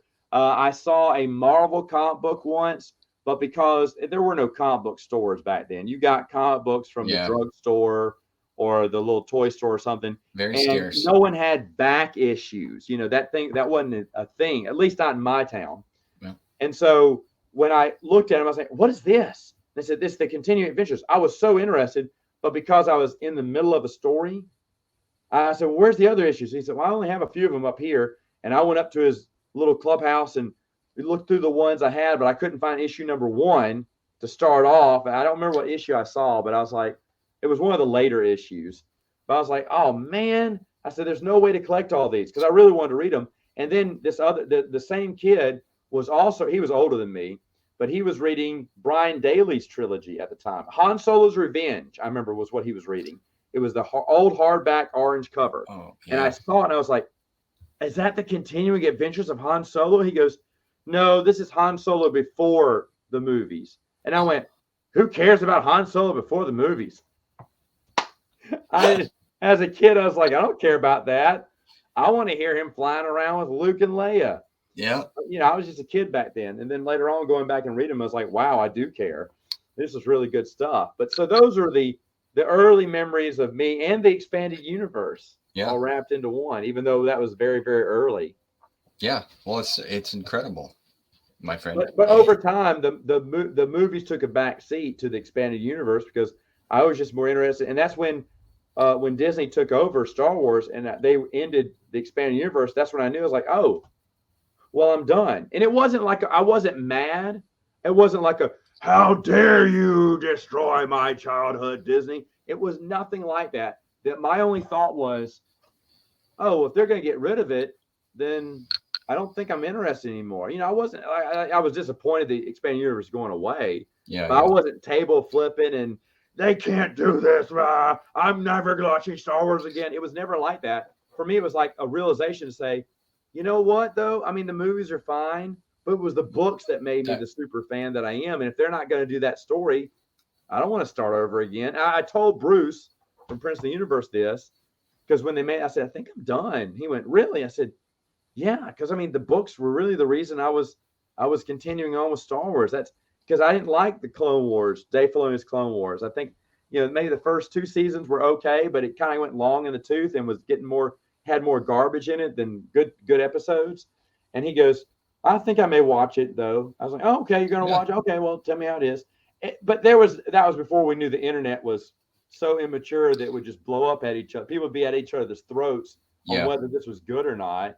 I mean, I love how we can get super mad over people's opinions.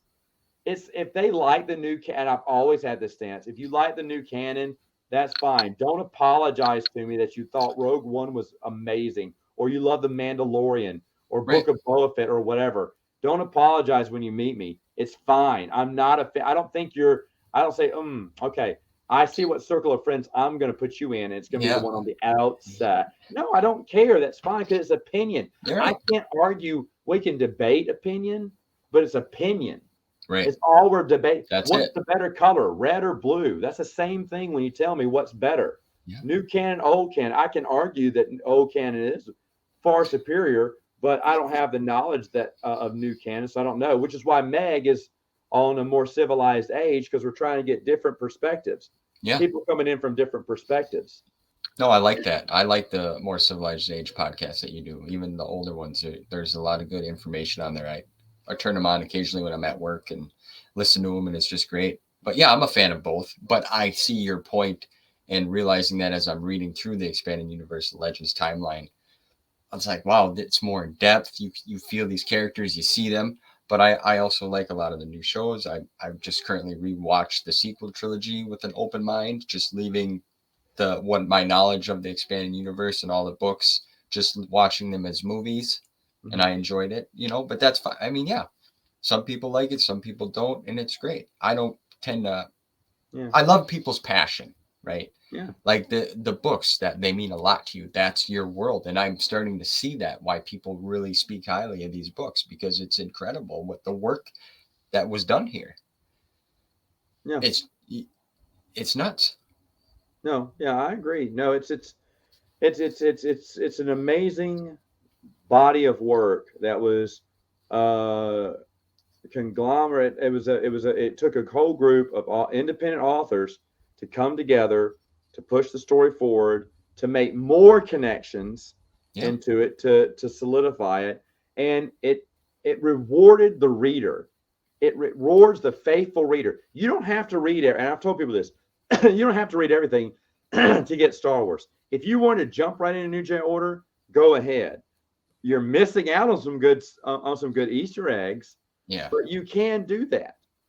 However, for the person who has been reading all the Bantam novels up until that time, we're going to put in Easter eggs for you that you'll enjoy more. And what I didn't know is for people who watch some of the video games, we're going to put in Easter eggs for you because I missed that the first time through. So I didn't get the full enjoyment.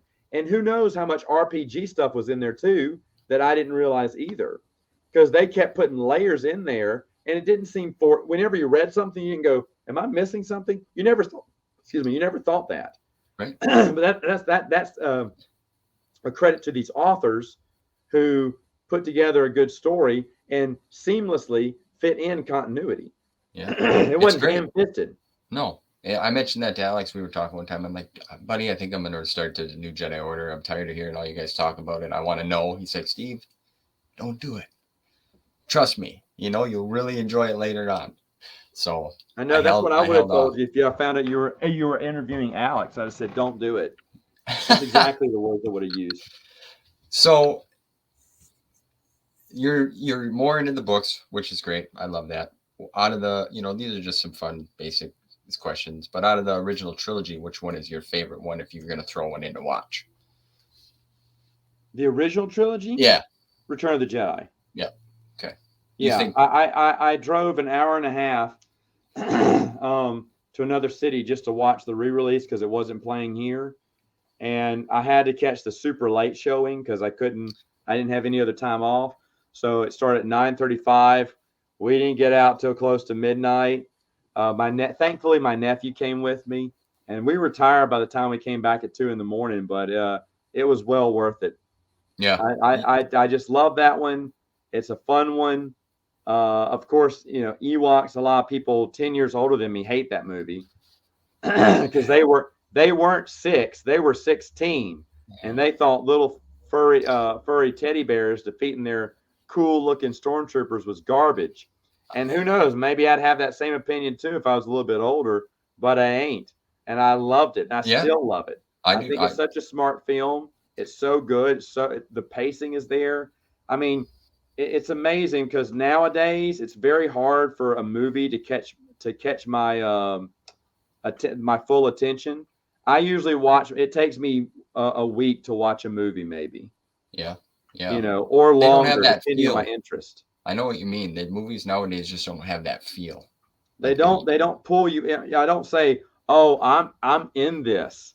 I'm in this to watch it." No, my wife and I are watching TV shows that we started 5-6 years ago, and I don't watch episodic TV anymore. I've unless it's one of my old shows, which they're all ending now. Yeah. But we're watching one of them now, and it's just terrible. It's gone off the rails. The story isn't there. We don't know we don't care about half the characters, nor recognize who they are these days because they pop in and out of the story so randomly, and it's almost like it's a chore to watch. Yeah. Some of these shows and some of the movies too. I'll try to, but that's not every movie either. I mean, what was the last one I thought was decent? There was a Tetris movie. It was really good. Yeah, I could watch that one. But sitting through Return of the Jedi, I just realized, man, this is something that the flow. There's not a check your phone moment, No, right. Where you're looking away from the screen, you're going, okay, I can just what email have I got, or who said something about me on Facebook, and you're doing this while some scene is playing up there, and then when an action scene comes up, then you go, oh, and then you put down your phone because you want to watch that. But then you go back to the phone. Yep. The next scene. I've done that too. Sitting there in the movie theater. Yeah. In the movie theater, I've done that recently. So it's just weird how movies have they've changed. They look better, but the concept of telling a good, engaging story is not there. Is not there. But yeah, mine would be Return of the Jedi. Yeah. That's one of my favorites. But now that I got older, I like A New Hope. The story. New Hope is excellent. That'd be my second favorite. Yeah. And I don't hate Empire. I think Empire is excellent. No, right. But A New Hope, if you'd asked me as a kid, it would have been A New Hope. Yeah. For the longest, mine was A New Hope. Even after Return of the Jedi came out, I think I still like that one. Is one nice little story that wrapped up, had a great adventure. Started from beginning to end. In a way, it's obviously a more complete story than, Return of the Jedi. So, in a way, everything goes. But it's wonderful. It's wonderful. Peter Cushing, no one realizes what a great actor he was. You know him as Moff Tarkin, but he did a lot of other good stuff too. It was just To his have someone birthday. like Peter Cushing in your movie Yeah. gave it that, what's it called, gravitas. Yeah, You know, gave that it it pull. need that, and Sir Alec Guinness. Yeah. You know, these were well-established actors who are now only known for Star Wars. I say that, but for the most part, Well, that's people true. don't realize that he was Van Helsing at one Yeah. time, Peter Cushing. I mean, you know, there's some interesting stuff there, and they did the same thing with the new version, which is why Christopher Lloyd got put in there. He had a prolific career. Oh yeah. But yeah. So I love A New Hope. Yeah. I think it's great. But we used to. I don't know about you, but we used to call it Star Wars, Empire Strikes Back, and Return of the Jedi. Yes. Back in the day. Is that Yep. how you? Yeah. We never called it New Hope. Nope. It was always just number one, really. Yeah, you know? always called it Star Wars. Yeah. And everyone knew what you were talking about Oh, back yeah. then. Oh yeah. If you said Star Wars, Empire, or Jedi, which one were your favorites? Well, I think I like Star Wars better. I will What are you say- talking about? Star Wars, the whole thing. No one called it New Hope back in the day. I'll give you a little story. When we were talking about playing Star Wars earlier, and everybody wanted to be Luke, and 7th grade math class, me and my buddy Mike and Kevin, and we actually got kicked out of class because we were making Chewbacca noises That's great. in the background. So we had to sit in the hall with our mates. So I just wanted to throw that out there. I just mentioned that to him the other day. I'm like, remember that time we got kicked out of Toops class? He's like, yeah. That's great. Yep. That's great. That's awesome. That's fun. We Good had fun. We had a wood burning heater for our house. It was a furnace. You throw the heat in there, and it funneled the heat through a funnel and just warm up your house. Old school heating. Oh yeah. And every fall, right before the winter came, my dad would order all this firewood. You know, blocks, not chopped. It was cheaper if you ordered it in blocks. Yep. And so he came, and a big dump truck would come, dump it all in there. Gotta And then stack it.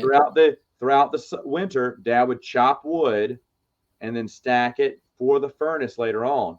But for the whole winter, we would turn those tree stumps over, move over, draw with our crayons on them like little buttons or radars. Oh. Or what? And we had our own Millennium Falcon in a way That's that we would cool. fly. And to Dad's credit, some of the last wood that was chopped up was the ones that we drew our computer panel on. Our ship got smaller throughout the winter, but you know, it was always That's fun good to do. fun. Yep. And That's that was great. it's so amazing. And that's another memory that I wish people would have like that you played on a pile of wood stumps all winter Imagination. long and used your imagination and had the best time ever. You knew every kid in the neighborhood. Everyone knew everyone back then. Yeah. You knew who your neighbors were. I know who a few of mine are because I don't want to be that person who doesn't talk to anyone. Right. We have a few neighbors that I don't even know who they are. But it used to be back in the day. You knew No everybody. way, man. You didn't get away with that in the 80s. Everyone knew who everyone was. Everyone talked to everyone. Yeah, it's a shame. I mean, technology is a good thing and it's a bad thing because I'm getting to that point now where I'm tired of texting. Okay. I am. I don't want to do this. I'd rather just talk, you know? Yeah. So my sister will text me a big, like 3-paragraph thing and I call her. I'm like, what did you want to tell me? She doesn't like that. Well, didn't you read it? I said, no, I'm getting tired of texting. I've told you this on numerous occasions, you know? But so the imagination, man, it's even reading, you know, a lot of kids don't read as much as they used to, or it's like, I prefer to have a book in my hands. I'm sure you're the same way. Let me ask you, did you have the Pizza Hut book club book thing club where they book it? Read it. Yeah. That's what got me reading because I wanted my own personal pan pizza. Because you're picking up that piece of pepperoni, you're like, I earned this. Yeah. Oh. There was even a chart in the classroom. Yeah. They would put people's names. Yeah. I remember that. Hell yeah, man. Yes, sir. See that? I'm ordering me cheese this time. There's only two. You can only get cheese or pepperoni, but you're like, I'm getting cheese next time. Oh man, you're getting your own personal pan pizza. I mean, you felt like it took me 7 children's novels, but you're finally mine. Hey, but it was fun. It was fun. It was fun. And that was, you know what? That was the most. I was shocked that it was still going. I didn't know it was still going today. I looked it up after we mentioned it in our podcast, but that still going today is great because that is what got me into reading. I think was getting that free personal pan pizza. Well, you got perks for doing it, and they were fun, and they were fun perks. It wasn't something, you know, my kids today want a sticker. They're learning off of Chromebooks. Like they don't even have textbooks in the class anymore. Like even that, goodness. You know, it's kind of a shame.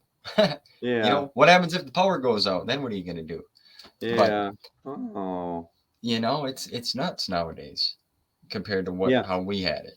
Yeah, the school library is a thing of the past now. You know, if a school still has one, that's because they've had one for years and don't know what to do with it. Yeah. You know, and still utilize it. I have some hardback Scholastic covers from the library of the Jedi Apprentice, 2 of them. Whoa. Yeah. Yep. They were. Yeah, because they used to bind them in hardback back then. Yes, sir. And so to get the library bound copy of something at a library sale, because I remember someone was selling the Michael Stackpole library bound hardbacks, and for $25 each, which I was like, oh, that's too much. $100, I would have paid that anytime now. Imagine what that is now. Oh, it's so much now. It's so much now. I mean, that's the thing. It's just like, wow, I cannot believe. But yeah, libraries came out with things. Now they just put a plastic sleeve over it, right? Yep.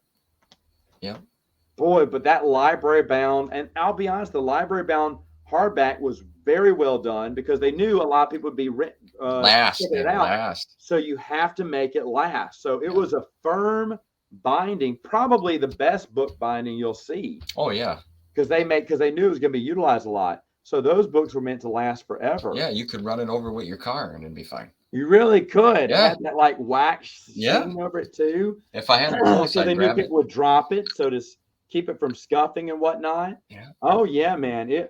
I mean, that was just a brilliant thing. And I mean, when they stopped that, obviously they stopped that just because of cost cutting, but they shouldn't have because, oh man, what a brilliant thing. And that's the other thing.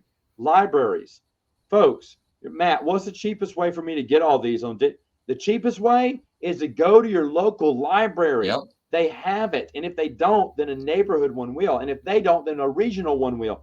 They have connections everywhere. And they're all connected. There's not a single book they can't bring you anywhere in the world in under 2 weeks. Yep. That's great. I'll check out books every blue moon from the library of stuff that, you know, I don't want to buy, but I definitely want to read. Yeah. And they have it. They have it just a few weeks after it comes out too. Yeah, it's good. It's great. And like you said, now they go outside the network and they'll get the book here. They don't care. And it's free. They'll get it to, yes, it's free. You know, you mentioned earlier about John Jackson Miller's Knights of the Old Republic. Like, I have not read that. I want to. But again, this goes back to I look to try to get the very first Epic collection of that because I have the second one. Yeah. It's like I can't afford $200 or $150 or whatever it is right now. It's crazy. Yeah, you know? I don't know if they have a digital sale for the It's unfortunate. Yeah. The best sale happened when Dark Horse was losing the rights, and they offered you everything digitally for like a couple $100. Yeah. And it felt like a lot, but the thing is, they were offering you everything in their library. And my buddy, I want to say it was like $300 or something. My buddy, I didn't buy it because I already have it all.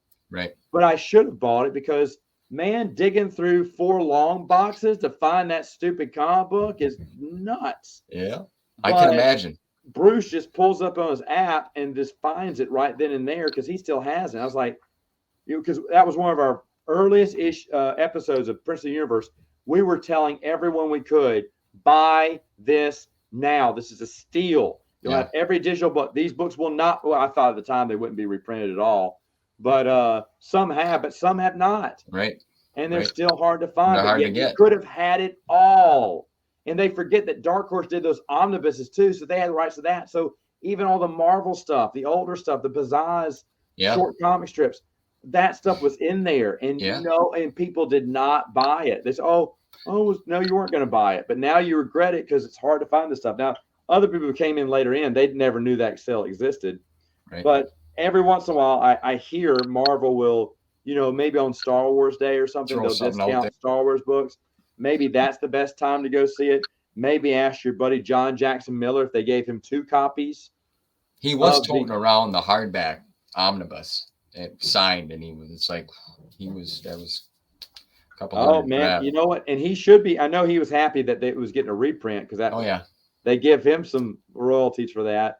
But at the same time, though, it's a fantastic series, and to read it is like one epic adventure. And to have an adventure go 50 issues, or 50, how much War did, and not feel like it drug out. It did not feel at any point was it dragging.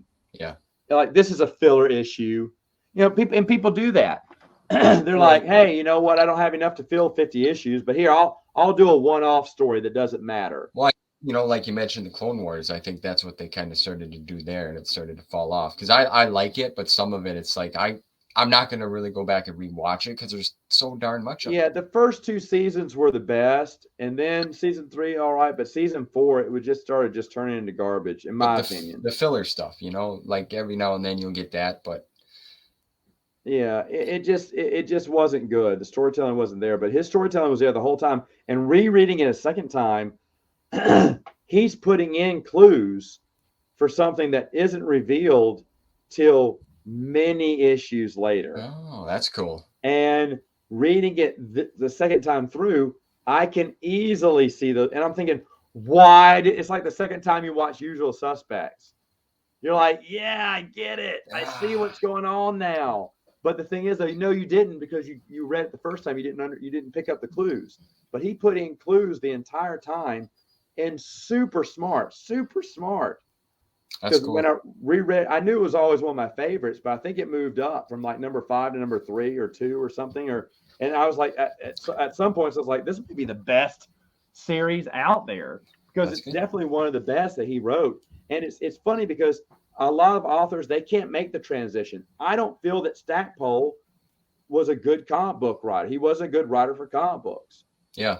His Rogue Squadron series had some high points. It had some good points here and there, but for the most part, it was a letdown. Yeah. It was not very good. But John Jackson Miller can cross over to both realms and do really good. So could Kevin J. Anderson, in my opinion.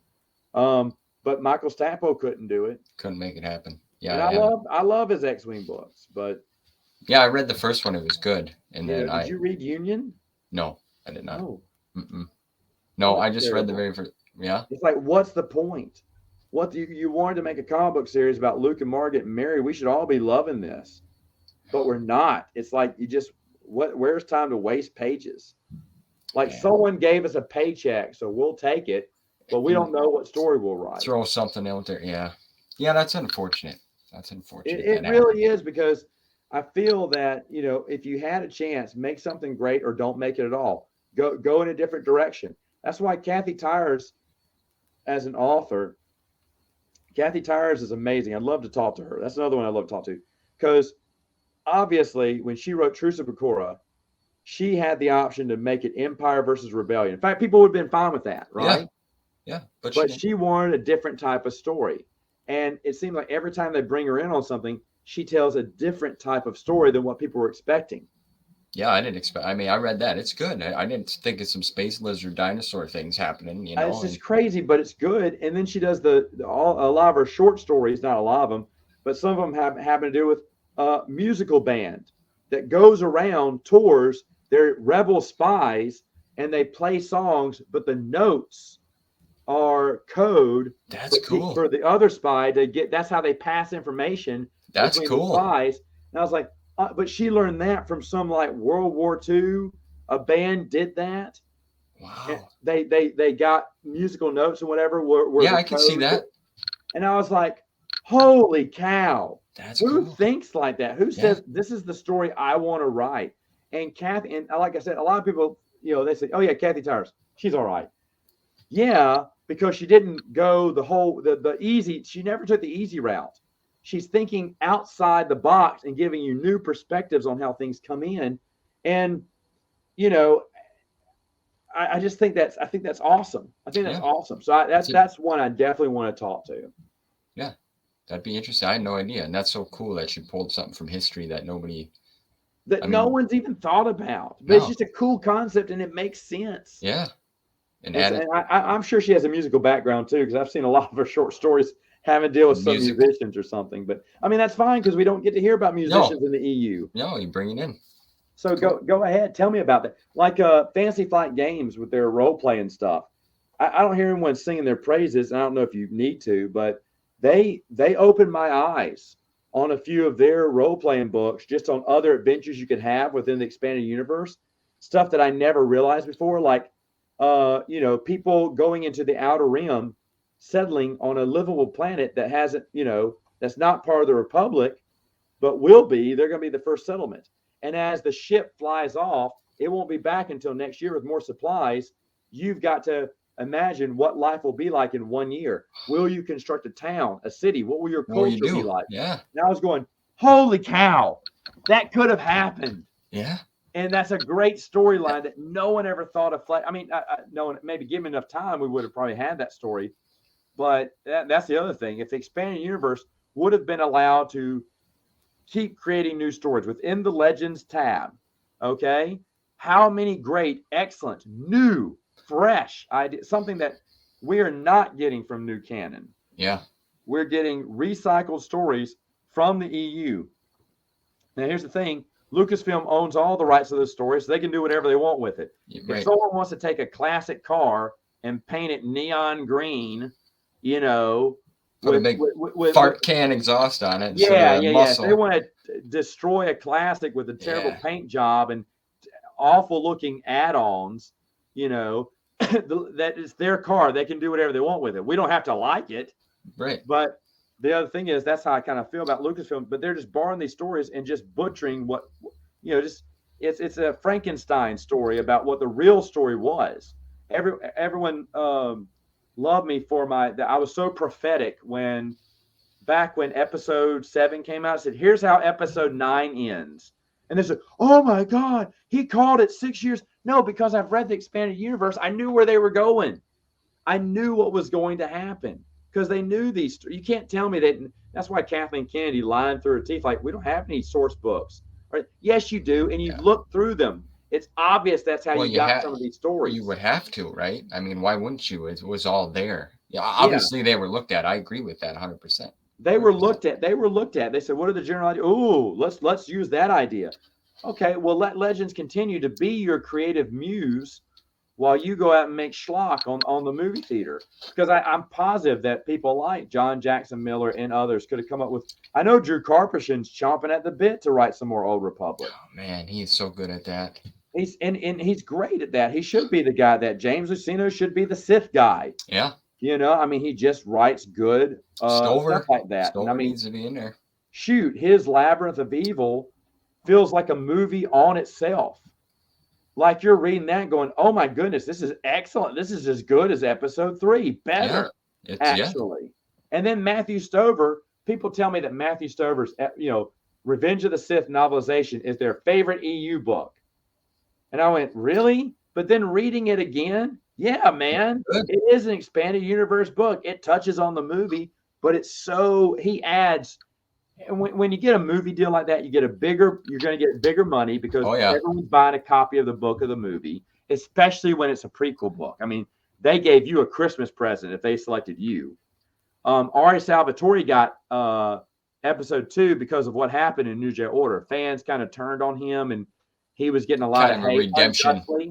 And so to make it up to him, he got to do episode 2, and that was a big windfall of revenue for him. Good book. But go ahead. It's a good book too. He did a good job. He did a great job. Yeah. He did a great. The novelizations are better than the movies. Yeah, I agree. And oddly enough, Terry Brooks probably did the worst and he's the most prolific. Yeah. He didn't add he added a little bit, but he added a little bit. But the thing is, Terry Brooks did what tons of authors do. They just write the story that they see from the screen in book form, and then that's all you have to do, really. Yeah. But Matthew Stover's like, no, man, I'm going to work for my money because I have tons of ideas. I have tons of great ideas, and delivered an excellent novelization that's basically its own story. Yes, it is. Its own 100%. Story. You don't need to go see the movie. In fact, don't go see the movie. You'll be disappointed after reading Stover's book. Well, yeah, he does a great job of adding things. Yeah, I can't you know, you do such a great job when you talk about your reviews. Meg does I'm not a review guy. I don't have that niche. You guys have that, man, to a T. But I do my little book blog thing because maybe later on I want to go back. But I just couldn't put into words what he did with that book. It is that darn good. It's amazing, and that he put in the work. Like all he had to do was write from the movie, put it in book form, add a few maybe little things, and then and sit back and watch the money come in. Yeah. But no, Server's like, oh no, man, you gave me the ball. I'm gonna run with this. And like what, the first 5-6 chapters have nothing to do with the movie. No. It's build up to the movie, and you're like, as I was reading it the first time, I was going, what is this? I know It's amazing. So it's the extra work ethic, but the thing is, though, that's why authors like him and others made the expanded universe so great. What that's it is, why we love it so much. Yeah, I see. Like I wasn't there. Okay, I wasn't there for the 2014 situation. Like I didn't understand it. I understand it now through going this, but I'll never truly feel what like a lot of you fans felt, that you grew up with this. This was your whole world, and then they're just like, we're gonna do our own thing. You know, which I've read a few of some of the new canon stuff, and I like it. Some of it, you know, some of it I don't. I'm, like I said, I'm a fan of both, and what have you. But when we're talking about the prequels, what's your favorite of the prequel films? I'm sorry. My prequel. What about the prequel films? What are what was your favorite out of the prequels?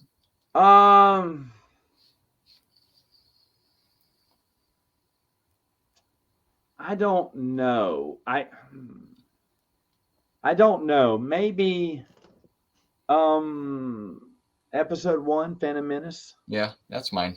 Maybe. I mean, I know everyone wants to say Revenge of the Sith, but I may say that one. It's been a while since I've watched those. Again, when it comes to prequels, I liked them, but I won't defend them to anyone who's talking bad about them, because they do. I feel they're not perfect. But I enjoyed them all. I saw them multiple times in theaters, all of them. I saw episode 1 9 times in theaters. I saw episode 2 6 times in theaters, because I started combining those watch groups. And I saw Revenge of the Sith 3 times in theaters. I didn't know how symmetrical that was, 9, 6, and 3. And the only reason I watched it a third time was because my family, it was in August. And they usually we're on vacation. We used to all go see a movie that first weekend, and the movie they wanted to see, I did not want to see. I said, what else is playing? And that theater just happened to still be carrying Revenge of the Sith. I was like, shut up. It's been a few months since I've seen that, because I watched it twice when it first came out, and I said, I'm done. And I watched it a third time, and then that's when I realized I watched 9, 6, 3, of the prequels there. And not to say that those are the best, but I mean, if I can sit through episode 1 9 times, I guess that'd be my favorite out of the 3. So, but I mean, it's got some good stuff. Like the Darth Maul scene is just so good. Ray Park is so talented. Yeah. Well, let me ask you this then: have the books have persuaded your perception of the films? We'll say. I mean, come on, Darth Plagueis. Yes, absolutely. Yeah. Okay. Tales from the Bounty Hunters. Tales from Mos Eisley. Tales from Jabba's Palace. Fleshing out these background characters. You want to go back and at least watch that scene, if not the movie, and go, wow, so that's what was going on here, or wow, that's what that character was thinking there. It's great. Shadows of the Empire is another one too. It feels like that should have been a movie all on its own to add to the films. I know, it felt like that, because that was the whole purpose of it. I remember when Shadows came out, I bought the album and listened to it all the time. The soundtrack. Oddly enough, a lot of people got into the EU because of the video game. Yeah. Shadows of the Empire. Yeah, that's true. Someone just told me that this week, that Shadows of the Empire was the reason they got into Star Wars. That's cool. And I was like, shut up, the video game. It was a big multimedia project that just touched people who usually didn't read the books, and it got them to read Shadows of the Empire. And then from there, they got hooked. Yeah, it's great. Everyone's got their own different story of how they got involved. And it's cool. A video game, the comic, a book. It's totally cool. And that's why I love. And comics can get people in. Stupid Chainsaw Productions. Jeremy, he got in because he wasn't a reader, but he loved comic books. Then he found the Star Wars comic books. Then he said, "I'm gonna read some of these novels. I don't read novels, but I'll read them because it's got me that interested."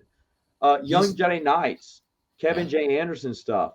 a lot of people told me Young Jedi Knights is how they entered into it, because it was a young adult book about Han and Leia's kids. They didn't know anything that happened before then, and that's what got them into the expanded universe. I mean, I love that there's different facets there, and I'm sure there's someone, I haven't met them, but I'm sure there's someone who said, hey, the old Drew Karpyshyn's not Darth Bane trilogy, but his Old Republic books. Revan and did he do Deceived? What else? He did another one. Annihilation. Thank you. I knew it wasn't Deceived when I said that. That was Paul S. Kemp. For Deceived. Yeah. Either way, I don't have my books in front of me, but when there's probably some person playing the Old Republic who said, I'll read the novel. Yeah. And thankfully picked up Revan by Drew Karpyshyn and said, oh, okay, I'll read more. Yeah. Which is really good. I mean, and I like that. I like how different people have avenues in there, because prior to me being big on YouTube, I just assumed that you start with you start with Timothy Zahn's Heir of the Empire trilogy. Yeah, that's it. Bar none, that's the only place to start. And then I realized I was so wrong. So on the website, I actually did a series where I said I pointed to other places you could begin, other starting places in the expanded universe, depending on, like you could start with the Darth Bane trilogy. Yeah. And stuff like that. Could we take a moment? I drank too much coffee and I just go ahead. Drink. Is that okay with you? I don't want to. Okay, I'll be right back. All right, go for it. Just be right back. He's going to edit this out. I'm just going to say, look at all those books. Look at that.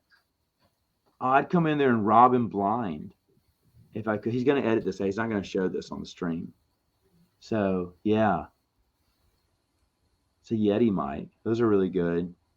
He's got there. So, look at that thing of the Yoda's there. That's nice. Yeah. So you want to hear a song since he's going to edit this out? What's a song I can sing? What's a song I sing to my kids? That's even more embarrassing.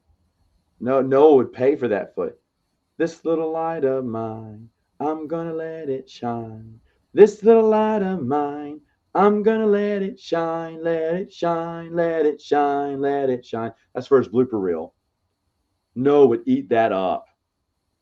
Meme me.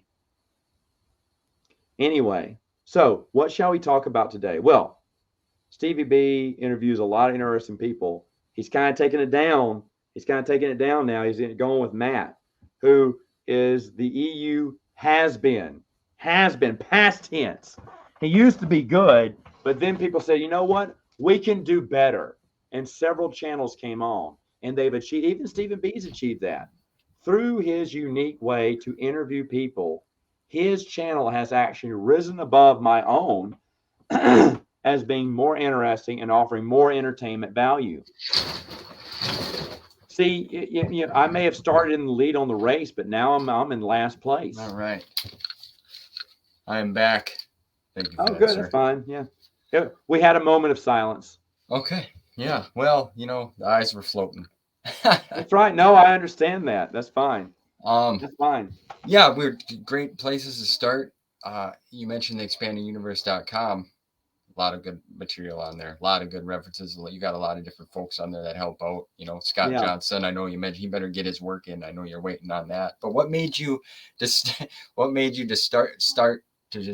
to you wanted to do a website? Like, what brought you to that point? It was interviewing. Well, when I first had Chris Nelson on, Prince of the Universe, he had made a sizable donation to Twin Suns. I said, anyone who makes a donation here at this benchmark or more, I'll have them on the channel. Tell them that, just kind of give Twin Suns some. And Chris was one of them. And so we talked about his love of Star Wars. And man, Chris was someone instantly I knew. I said, man, this guy, I need to be this guy's best friend. This guy's awesome. And after it was over, I said, hey, look, man, I need your help, and I think you're just the guy. And I said, I want to do a website. I want to do a place where EU fans can go, and it can talk good about the EU. All these fan sites that used to be about the EU had turned on Star Wars EU fans. and they won't do any more expanded universe. They don't want to talk about the new canon. Well, great, because that's every channel now. That's every webs. Where's something for expanded universe fans? And there wasn't. And so I said, that aggravates me. I wish there was. And so we created the site together. And even though he's not involved as much as he used to be, because he's with, kids and stuff.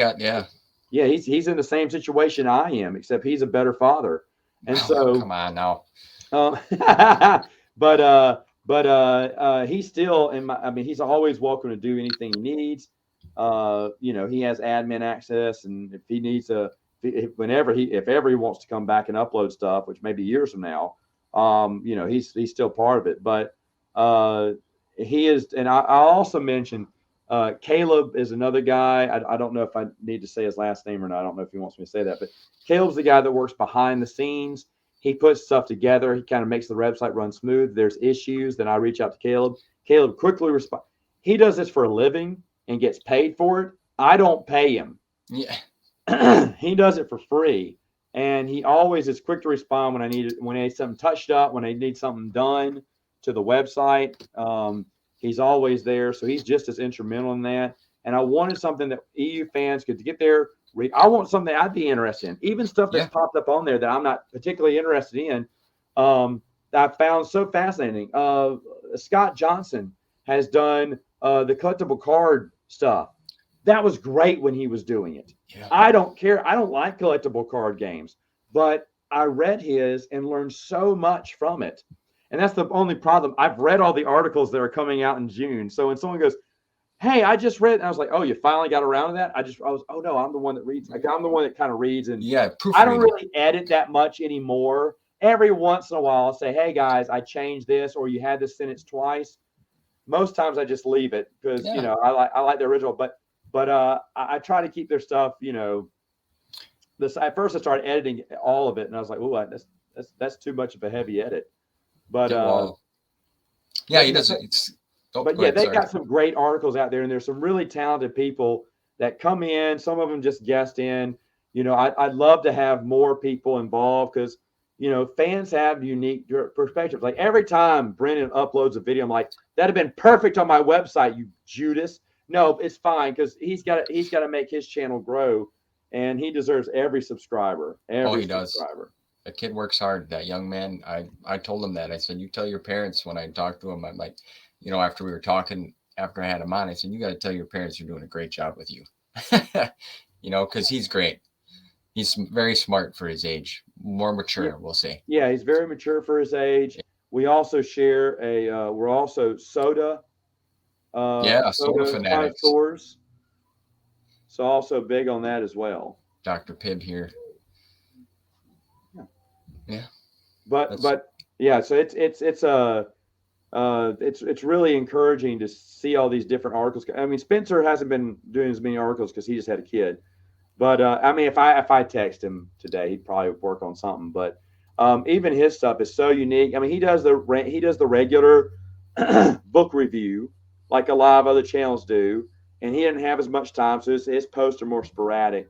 But like you said, you talk to these people, and they're all fun people. Like there's not a single one of them I don't think I wouldn't want to sit down with, right? Have lunch with, have over to hang out one night. Then you had to talk about Star Wars. There's so many different people, and I wish that even with the differences that we have in every other facet, it seems like if you don't believe the same way as someone else does, if you don't vote the same way, if you don't like the same, I don't know, TV shows, you can't be friends with these people anymore. Really, who says that? Right. Who says that? I mean, I know who says that, but the thing is that everyone on the internet, you got to see things my way. Not really, man. No. That's not how you come together. You find common ground and move together. Everyone laughs. Matt, what would you do if you met Dave Filoni? I mean, I'd love to meet him. I wouldn't spit on him, Right. I don't particularly I don't think he walks on air either, but yeah, I could have a civil conversation with him. Same thing with, I've mentioned this once on a few live streams.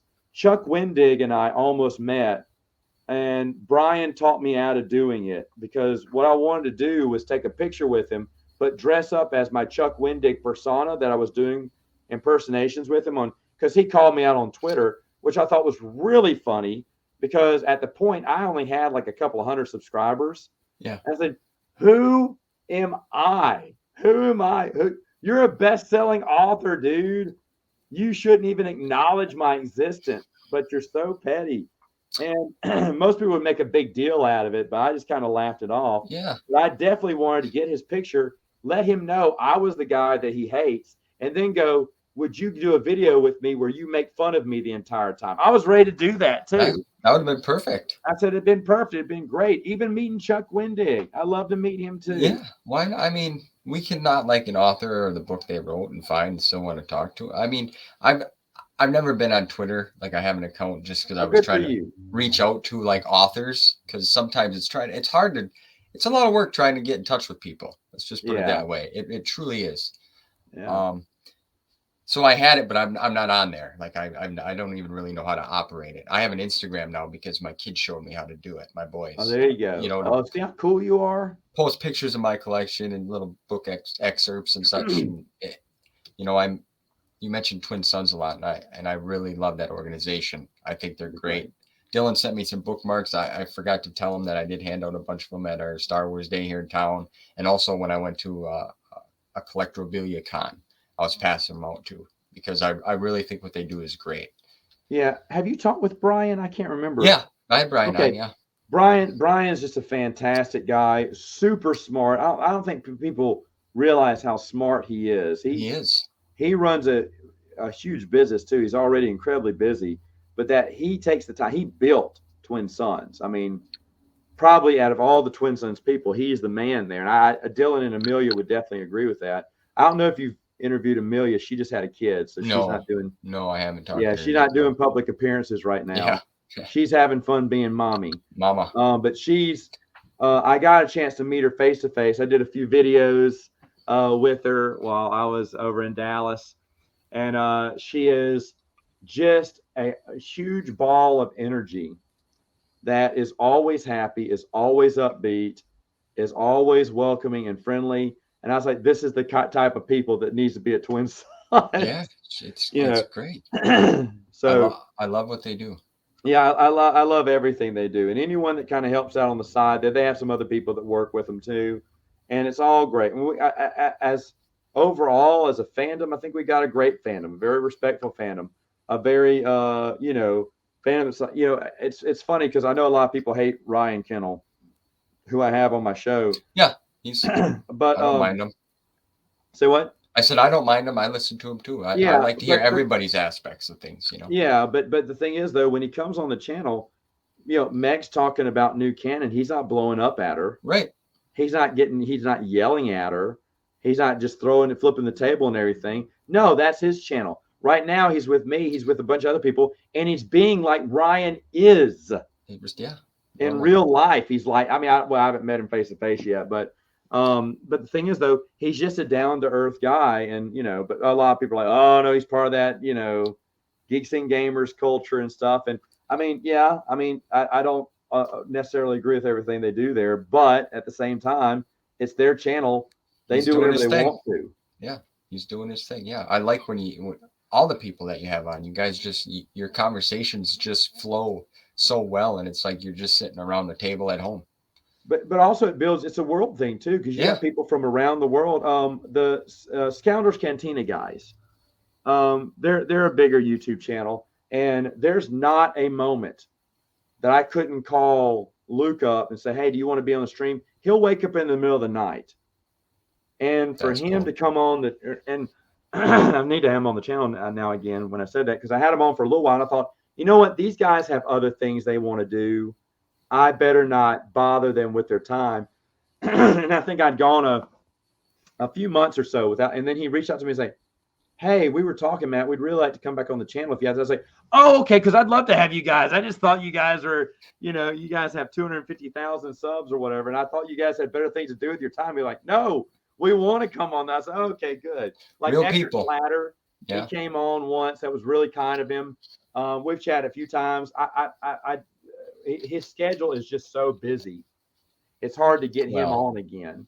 Like he had something canceled, which is the first time I had him on, and no one knows this. He almost came on a second time, but he had something come up last minute and had to cancel. And but there's a few other channels I'd love to, because I need to get out there exploring, because I've gotten this thing where I don't type in Star Wars Expanding. I used to do this. I used to type in Star Wars Expanding Universe, search by upload date, and see if there's any new channels. Yeah. And I haven't done that in a couple of years now. And I should, because the only way I find out about new stuff now is through other people.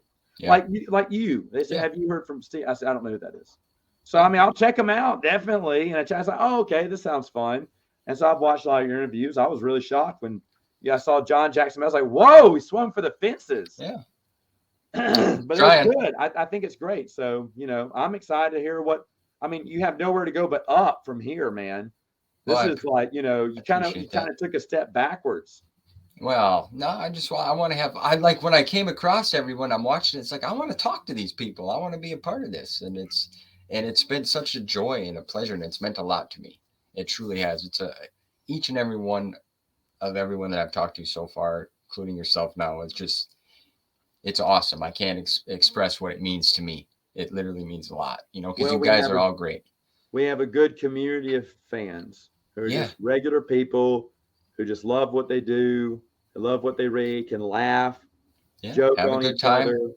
Other. I forgot I didn't talk about Lance either. You interviewed I had Lance on. him as well. He's bigger on Twitter and everything, but he's a fun guy too. Yeah. And very helpful. Everyone's been helpful too. You mentioned Jeremy from I had him on. He helped me out with some Epic Collections comic books, the volume 1 of Tales of the Jedi, and a couple other things, which was great, and I appreciated that. And see, as Chris had a flood, Jeremy had a fire that took his collection. Yeah. Because he's up in California, the massive fires that go through there, and he was part of that. He was part of that. In 30 minutes, his house was fine, and then 30 minutes later, it's about to burn to the ground because a brush fire's come through. Yeah. I mean, how do you deal with that? I don't know. When he had called me that morning when it happened, I was at work, and he left me a message, and I didn't know what he was talking about, because he was he was hysterical. It was like, oh man, Matt, crazy. I had to get up this morning. I had to leave. House is burning on fire. And I'm like, my dad's like, go. And I'm like, okay. And I got 2 of my cats. One of them I didn't get, but oh man, my whole collection. Oh man. Oh, hey, by the way, I remember because it's in 29 before we had our first kids. We went, oh, by the way, how's Megan doing with the babies? Is she doing all right? Pregnant mama? Because he couldn't process what was happening right now. And it was such a weird message. I was like, what is going on? And then only later did we get alerted at work about what was going on in California. That was a big deal, man. I remember hearing about it too. And that's when I went, wait a minute, what town was it? And it was the town they did pictures all over the news media. The news media covered his town. Yeah. Because there's horrific photos of a blackened out van where there's fire still inside the van, but the van's kind of charred and everything. So everyone was showing these pictures, and that was from his town that got eliminated and like that. And it's crazy, but the guy bounced back. He's got a good collections. Del Rey sent him stuff, and I mean, that's cool. Here I am mocking Del Rey, but at the same time, there's a lot of good people at Del Rey. Yeah, oh yeah. There's a lot of great people at Del Rey. I love those people at Del Rey. I thought that was incredibly kind of them. I don't know who picks their Essential Legends collection, but I do know that they have big hearts. That he didn't reach out to him, someone else did, and Del Rey said, "What's his name? What's his address?" And I thought that was amazingly, incredibly kind. Yeah, somebody mentioned it too. They were at like a con or a convention, and then one of the friends in the group, I believe, mentioned it to them at the con, and they took his information or something like that might happen. And they sent him a whole box of stuff, and that's cool. That's really cool that a fandom would do that. And we're all through Adam from Red 5 Reviews, he'll message me, hit me up and send me a picture. You need this, so it's just great how we all work together. It's just cool. Adam's another guy. Adam will give you the shirt off his back. Yeah. If you really need it, he'll give it to you, and he'll pay for shipping. Yeah. Every time he sends me stuff all the time, I'm like, dude, because no one, you don't have to send me anything, but that he offered. I said, well, I'll pay. No, I'll send it. And he sent me a couple of books. He just sent me something recently. Geeks Addict, I guess, is going to send me something, and he's doing me the favor because he didn't even know what he had. We found out was this last night? No, 2 nights ago. He found if the book is probably worthless, but I've never even knew it. It's not Star Wars related. Okay. I never even knew the book existed. I was like, you found what? He said, yeah, my kid threw this in the bag. I don't know what it was, but it was a penny. So I was like, give me that. Yeah. It was something that meant a lot to me. I was like, I never knew that existed. Give me it. Yeah. So he sent it to me, and now you got me thinking because I've broken a promise to Brennan several times. I keep meaning to send him something in the mail. Even Brennan sent me stuff before, but I mean, these guys have been super nice. Yeah. To do that, and I mean, you do that because you appreciate the person. I get it because I do the same thing. But you're right. Brian's like, hey, do you need this? Hey, I saw this because right now I don't know if you've gotten. I don't know if you're on the same chain here, but oh no, you're not. Okay, so Adam's obviously shopping again. He's just sending messages out to me and Noah, and because he keeps buzzing, my phone keeps blowing up, and it's Adam. It's gonna be funny when this comes out. We're gonna have to. And he's doing it right as we're talking about. That's it. crazy. Bad thing. Anyway, I hate Adam. What a chump. Yeah, he's loser. No, I'm just kidding. I'll be honest though, when he and Matt Geeks Addict get together, I am super jealous that they get to meet up. Because it's like my best friends are going to summer camp together, and I have to stay at home. Yep, you're grounded. I feel awful when I see other people meeting up, and like Ryan Kennel drove cross country, met as many people as he could, and so I've known him longer than any of those people, but they got to meet him before I did. We still haven't met.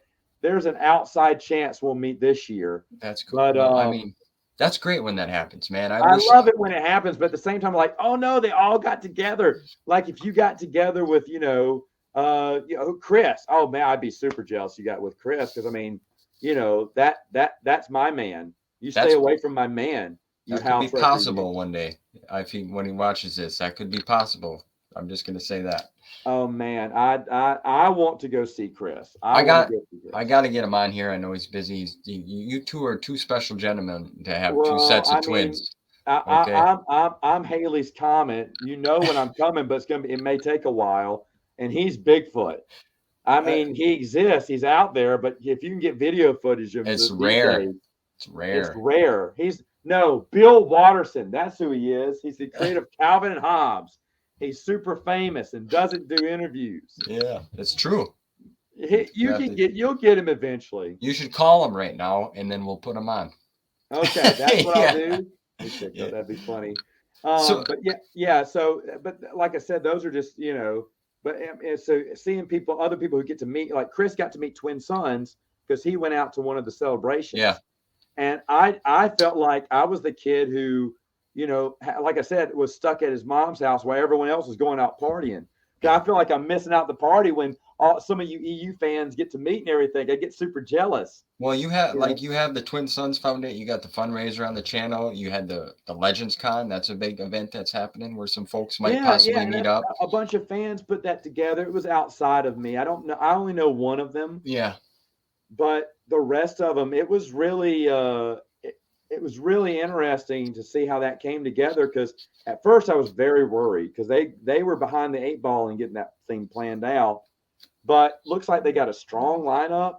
I wish I could go. I really wish I could go because, I mean, you're talking about Randy Stradley, Stover, Sean Stewart, the girl from Legacy 2. I can't think of her name right now. But these are all people that I would love to meet. Those are like bucket list. There's someone else too. Barbara Hamley. Barbara Hamley. Are you kidding me? I'm a Callista fan, or as Noah says, Callistia fan. Yeah. And I would love to meet Barbara Hamley. I would absolutely love to meet Barbara Hamley and say, I agree. Callista should have been it. Because I don't think she hears that much. Oh, probably not. And fans don't appreciate. I mean, I can appreciate Children of the Jedi. I got raked over the coals for appreciating Children of the Jedi again. It's not the best novel in the world. She's not my favorite author, but I enjoyed it for what it was worth. her Planet Twilight, well, we'll hit that review next week. But I appreciate her and all her short stories that she did. Yeah. She's someone I would love to meet. Are you kidding? I'd be rolling up with a duffel bag full of books of her for material. everyone to autograph. Yeah. You know, I wish I could go too. It'd be fun because it'd be fun to meet up with some of you guys that, possibly are going. I know some people have tickets. It's whether Are they you go or going? not. No, I can't. I have a hard No. time traveling far. So I don't. I got you. Yeah. But it would be great. I would love to go to one of these events. I've never been to a con before. Not like this. Okay. Yeah. Yeah. They're fun. I know you were on panels and stuff in the past. I did a Dragon Con panel. I got invited to Celebration to do the same panel, but I didn't. And I had a fun time. I had a fun time being there. I was glad I got asked. That was very early on. It's kind of weird. Yeah. But I mean, if I ever went back to if I ever got back on the travel thing again, I can't do it with kids, but if I did, I'd definitely love to do panels or just meet up with people. Well, you're knowledgeable and you're personable. I mean, and you got that presence to you, and I'm even seeing that a little more now that I'm talking to you. Like you're really good, Matt, and I'm not just saying that. It's just thanks. true. You're one of the boys. Thanks. Yeah. You're Papa Smurf, though. I called you that. Smurf. There you go. A Papa Smurf. Yeah, and I recall you mentioned a story about Jason David Frank, correct? Like you've met him a few times. That was cool. Know the guy so well at it, and it's a shame what happened. I know, terrible. Depression is a mean beast because it can. There's a lot of lies that go through your head when you're depressed. Yeah. And you believe those lies, and there's no one to help you, and it can happen like that. And so, sadly, and the thing is, though, I mean, if you would have told me that he's the guy that you feel would commit suicide, I'd laugh in your face. Right. Personally, I mean, we did hang out. We did for 1 year. We were going to cons. He was always there. He started recognizing us. And then we started becoming friends because he goes, "Hey, are y'all going to New Orleans next?" I said, "Yeah, we'll be there. We're also going to go to Knoxville." He's like, "Where's that?" And I said, "Oh," he said, "I'll try to get on there." And so he'd go there, and then we meet up. And I remember one time it was really funny because we were talking to him. He was a really down to earth. He was great with fans. And but when he got there, he sat at the table. He saw us. Said, "Hey, come on." He'd bring us behind the table. I ever thought, "Oh, who are these people?" Yeah. Jason David Frank. We're not anyone. We just go to a lot of cons together. And he was happy to see a familiar face. So he talked to us before he'd let people come through the line. That's cool. We weren't asking for autographs. But then I remember he invited us to the guest have an after party just for the special guest. But he said, "I'd love for y'all to come." Because, he said, "I don't really know." He said, "The people that I know are leaving tomorrow." He said, "And I don't know anyone else. So if you guys want to come, y'all can come with me and we can just hang out. It's free food, free drink." And I was like, I just looked at him because I did not see this coming. I was like, we have to leave. Like, I cannot stay. If I stay till the night, I will be dead. But tomorrow when I try to get in and go to work, because we got to travel all the way back. And the whole time my wife's sitting there going, "I know that we had to leave, but that was the hard." I said, "I know. I didn't think he'd invite us to hang out with him afterwards." But he was just truly a really down to earth guy that, I mean, he had some hard times going to his wife. It was strange. And when your kid's gone, and that's a lot of happiness. I can't imagine, my kids being taken away from me and saying, "Oh, you won't get to see them till Christmas." Yeah. Yee. Okay, well, guess what? Bad thoughts start going through my head too, and it's sad. And anyone in a crisis in the moment for life, work, family, you need to talk to someone. Yeah, you need to. It doesn't have to be a psychiatrist. It can be a friend. It can be anyone. They have numbers you can call if you want to be anonymous, but you need to talk to someone about that because you can get really, first off, you need to analyze and see, is it something I should be that upset about? Because people kind of work themselves up. Family matters, yes. Work matters. It's time to get a new job. Yeah. If work is stressing you out, yes, sir. And you are having trouble sleeping, or you just outright hate, you loathe going into work every day, stop. Yeah. No job is, but I do it for the benefits, or got to do it for the money. It's not worth it. It's true. You're right. I did Not that. worth it. I Got walked to away get from away the from it. job. So, Yeah. family, I guess, would be different. That's a different beast there. But everything else, you need to take things in life and breathe a little bit. Yeah. That's another thing. People don't breathe as much, I think. It doesn't, oh, man. Yeah, you'll edit this out. It doesn't matter. It doesn't matter who gets elected. I mean, yeah, in a way it does. We want good leaders. But overall, it's not the end of the world. Right. If either party, I'm talking for both parties, did not get elected, because life is going to go on. It is. Life is going to go on. Good or bad. I'm not saying it doesn't matter. It's not important, but it's not going to end the world. Yeah. But you think it would. Some people. I have people on both sides, and it's like the world will end if so and so gets. No, it won't. No, it won't. What was that? 2012, the Mayan calendar situation. Oh yeah. You had the Mayan calendar. You had and never listen to a doomsday person either. The end times aren't coming anytime soon. No. But and we're only here for a short. We're really truly only here for a little bit, and things like you said can change on a dime. It's happened to me. And the thing is, it's a lot of the younger people who have these panic attacks. Yeah. But when you get to be our age, not saying we're wiser, but I'm just saying you're going to see that the weeks go by like that. And then the months go by like years. You never, because it felt like, remember Saturday never came. Oh, man. No. It was so far away. No. It took ages just to get to that Saturday. And now time just flies. Summer vacation felt like 40 years. It like never ended, and now it's like summer's come and go for me. It's like, it was really warm for what, a week? Yeah, and now it's done. So time moves by faster than you realize. And as you get older, you realize that. Yeah. You realize how fast time flies. So, and you can spend that rubbing your hands, worrying about the sky falling, worrying about people eating too much meat, sawing too many trees, stuff like that. I'm not saying you can't hold important issues and health decisions, but I'm just saying I'm not spending my life going to be worrying about this and that all the time. Doesn't mean I don't have emotions. Yeah. Right. But at the same time, it's going to be all right in the end. That's right. It has to be. At least us optimistic people feel that way. Yeah. Right on, brother. Besides Star Wars, what else do you? Here I am interviewing you now. Sure. Besides Star Wars, what other hobbies do you have? Well, I used to be I had a pretty life-changing health issue that arose about 2 years ago now. I used to be big into fitness. Like I was a lifter, runner, a lot bigger than what I am now. I mean, I've always been kind of a smaller guy, but I kind of had the Bruce Lee figure. Okay, I really was a fanatic. I wear baggy shirts so you can't see it.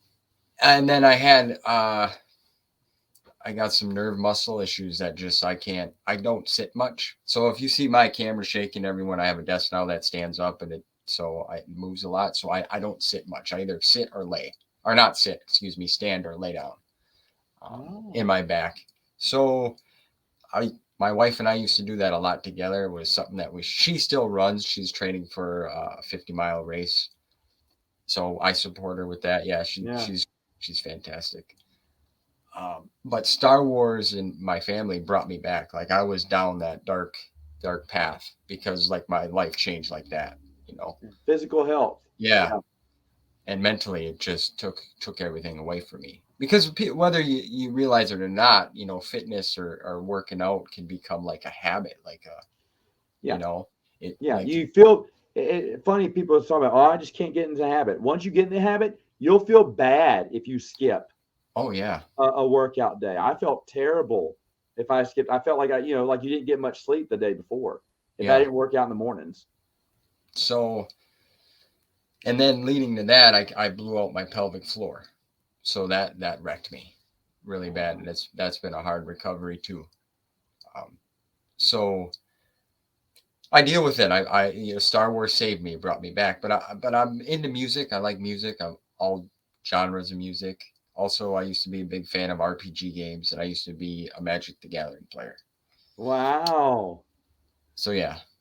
But you look at that, you look at what you did there. You got something taken away that you loved.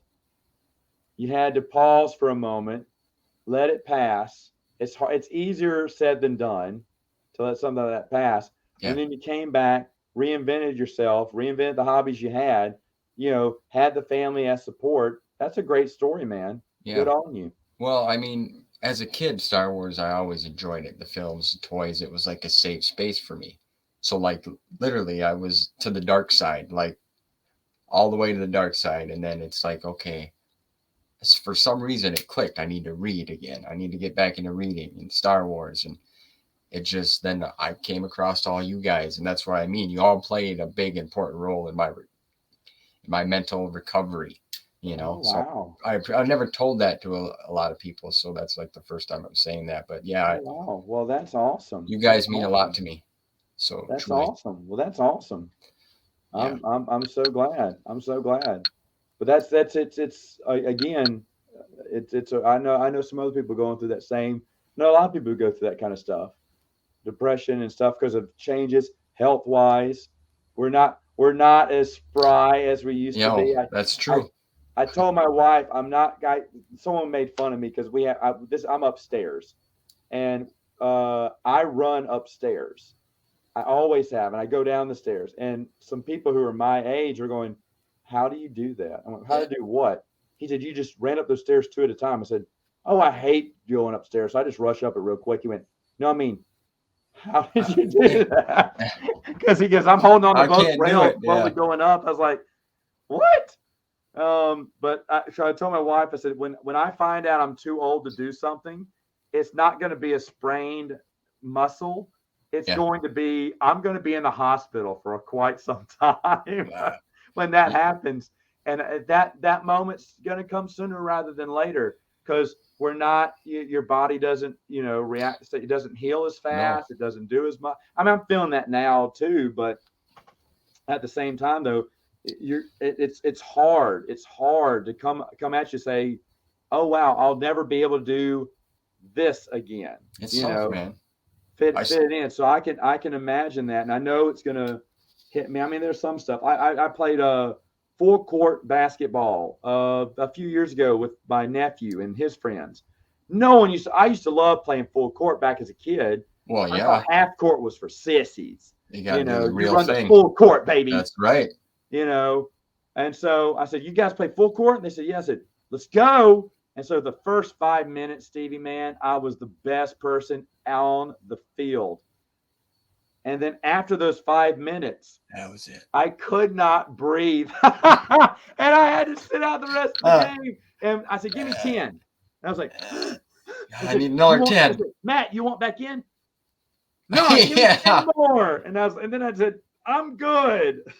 You guys I'm gonna watch. I'm gonna sit here. In fact, I'm gonna go in the back and cry real quick."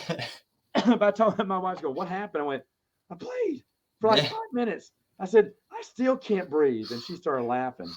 I know, but I just knew when I came back out there, I was gassed. I was like, after 5, I say 5 minutes. I hope it was 5 minutes. Yeah. Well, hey, I mean, I was stealing the ball, going for layups. I was on the other side of the court before they could even throw it down to intercept it and bring it back in. I mean, those first few minutes, I was all over the place. And then my body went, "We're good." You're Michael Jordan and Pippen. You were doing the whole team right there. I was the 95 Bulls all rolled in one. Yep. And then I became, the Raptors, the 99 Raptors afterwards. Yeah. So yeah, that's kind of a little bit of my story, man. I still struggle with it because, like you said, I can't ride a bike anymore. I can't just go sit on a bench. You know what I'm saying? So it's tough, but I deal with it. But in a way, and I know you know this because you said it yourself, but you're a stronger person for coming back from it. Yeah. From mentally and everything, because that is a huge accomplishment. It's something that Jason David Frank sadly could not. He didn't have the support of any. Obviously, he didn't have close friends. When I say that, when you have a close friend, you call them. Oh yeah. And he didn't call. So no one, and because he was on the road so much, he probably didn't have time to have close connection friends. So there was no one who could call. And the people who did call weren't close enough because he wasn't truthful with them. He kind of put on a face, which is what we all do. Yeah, it's true.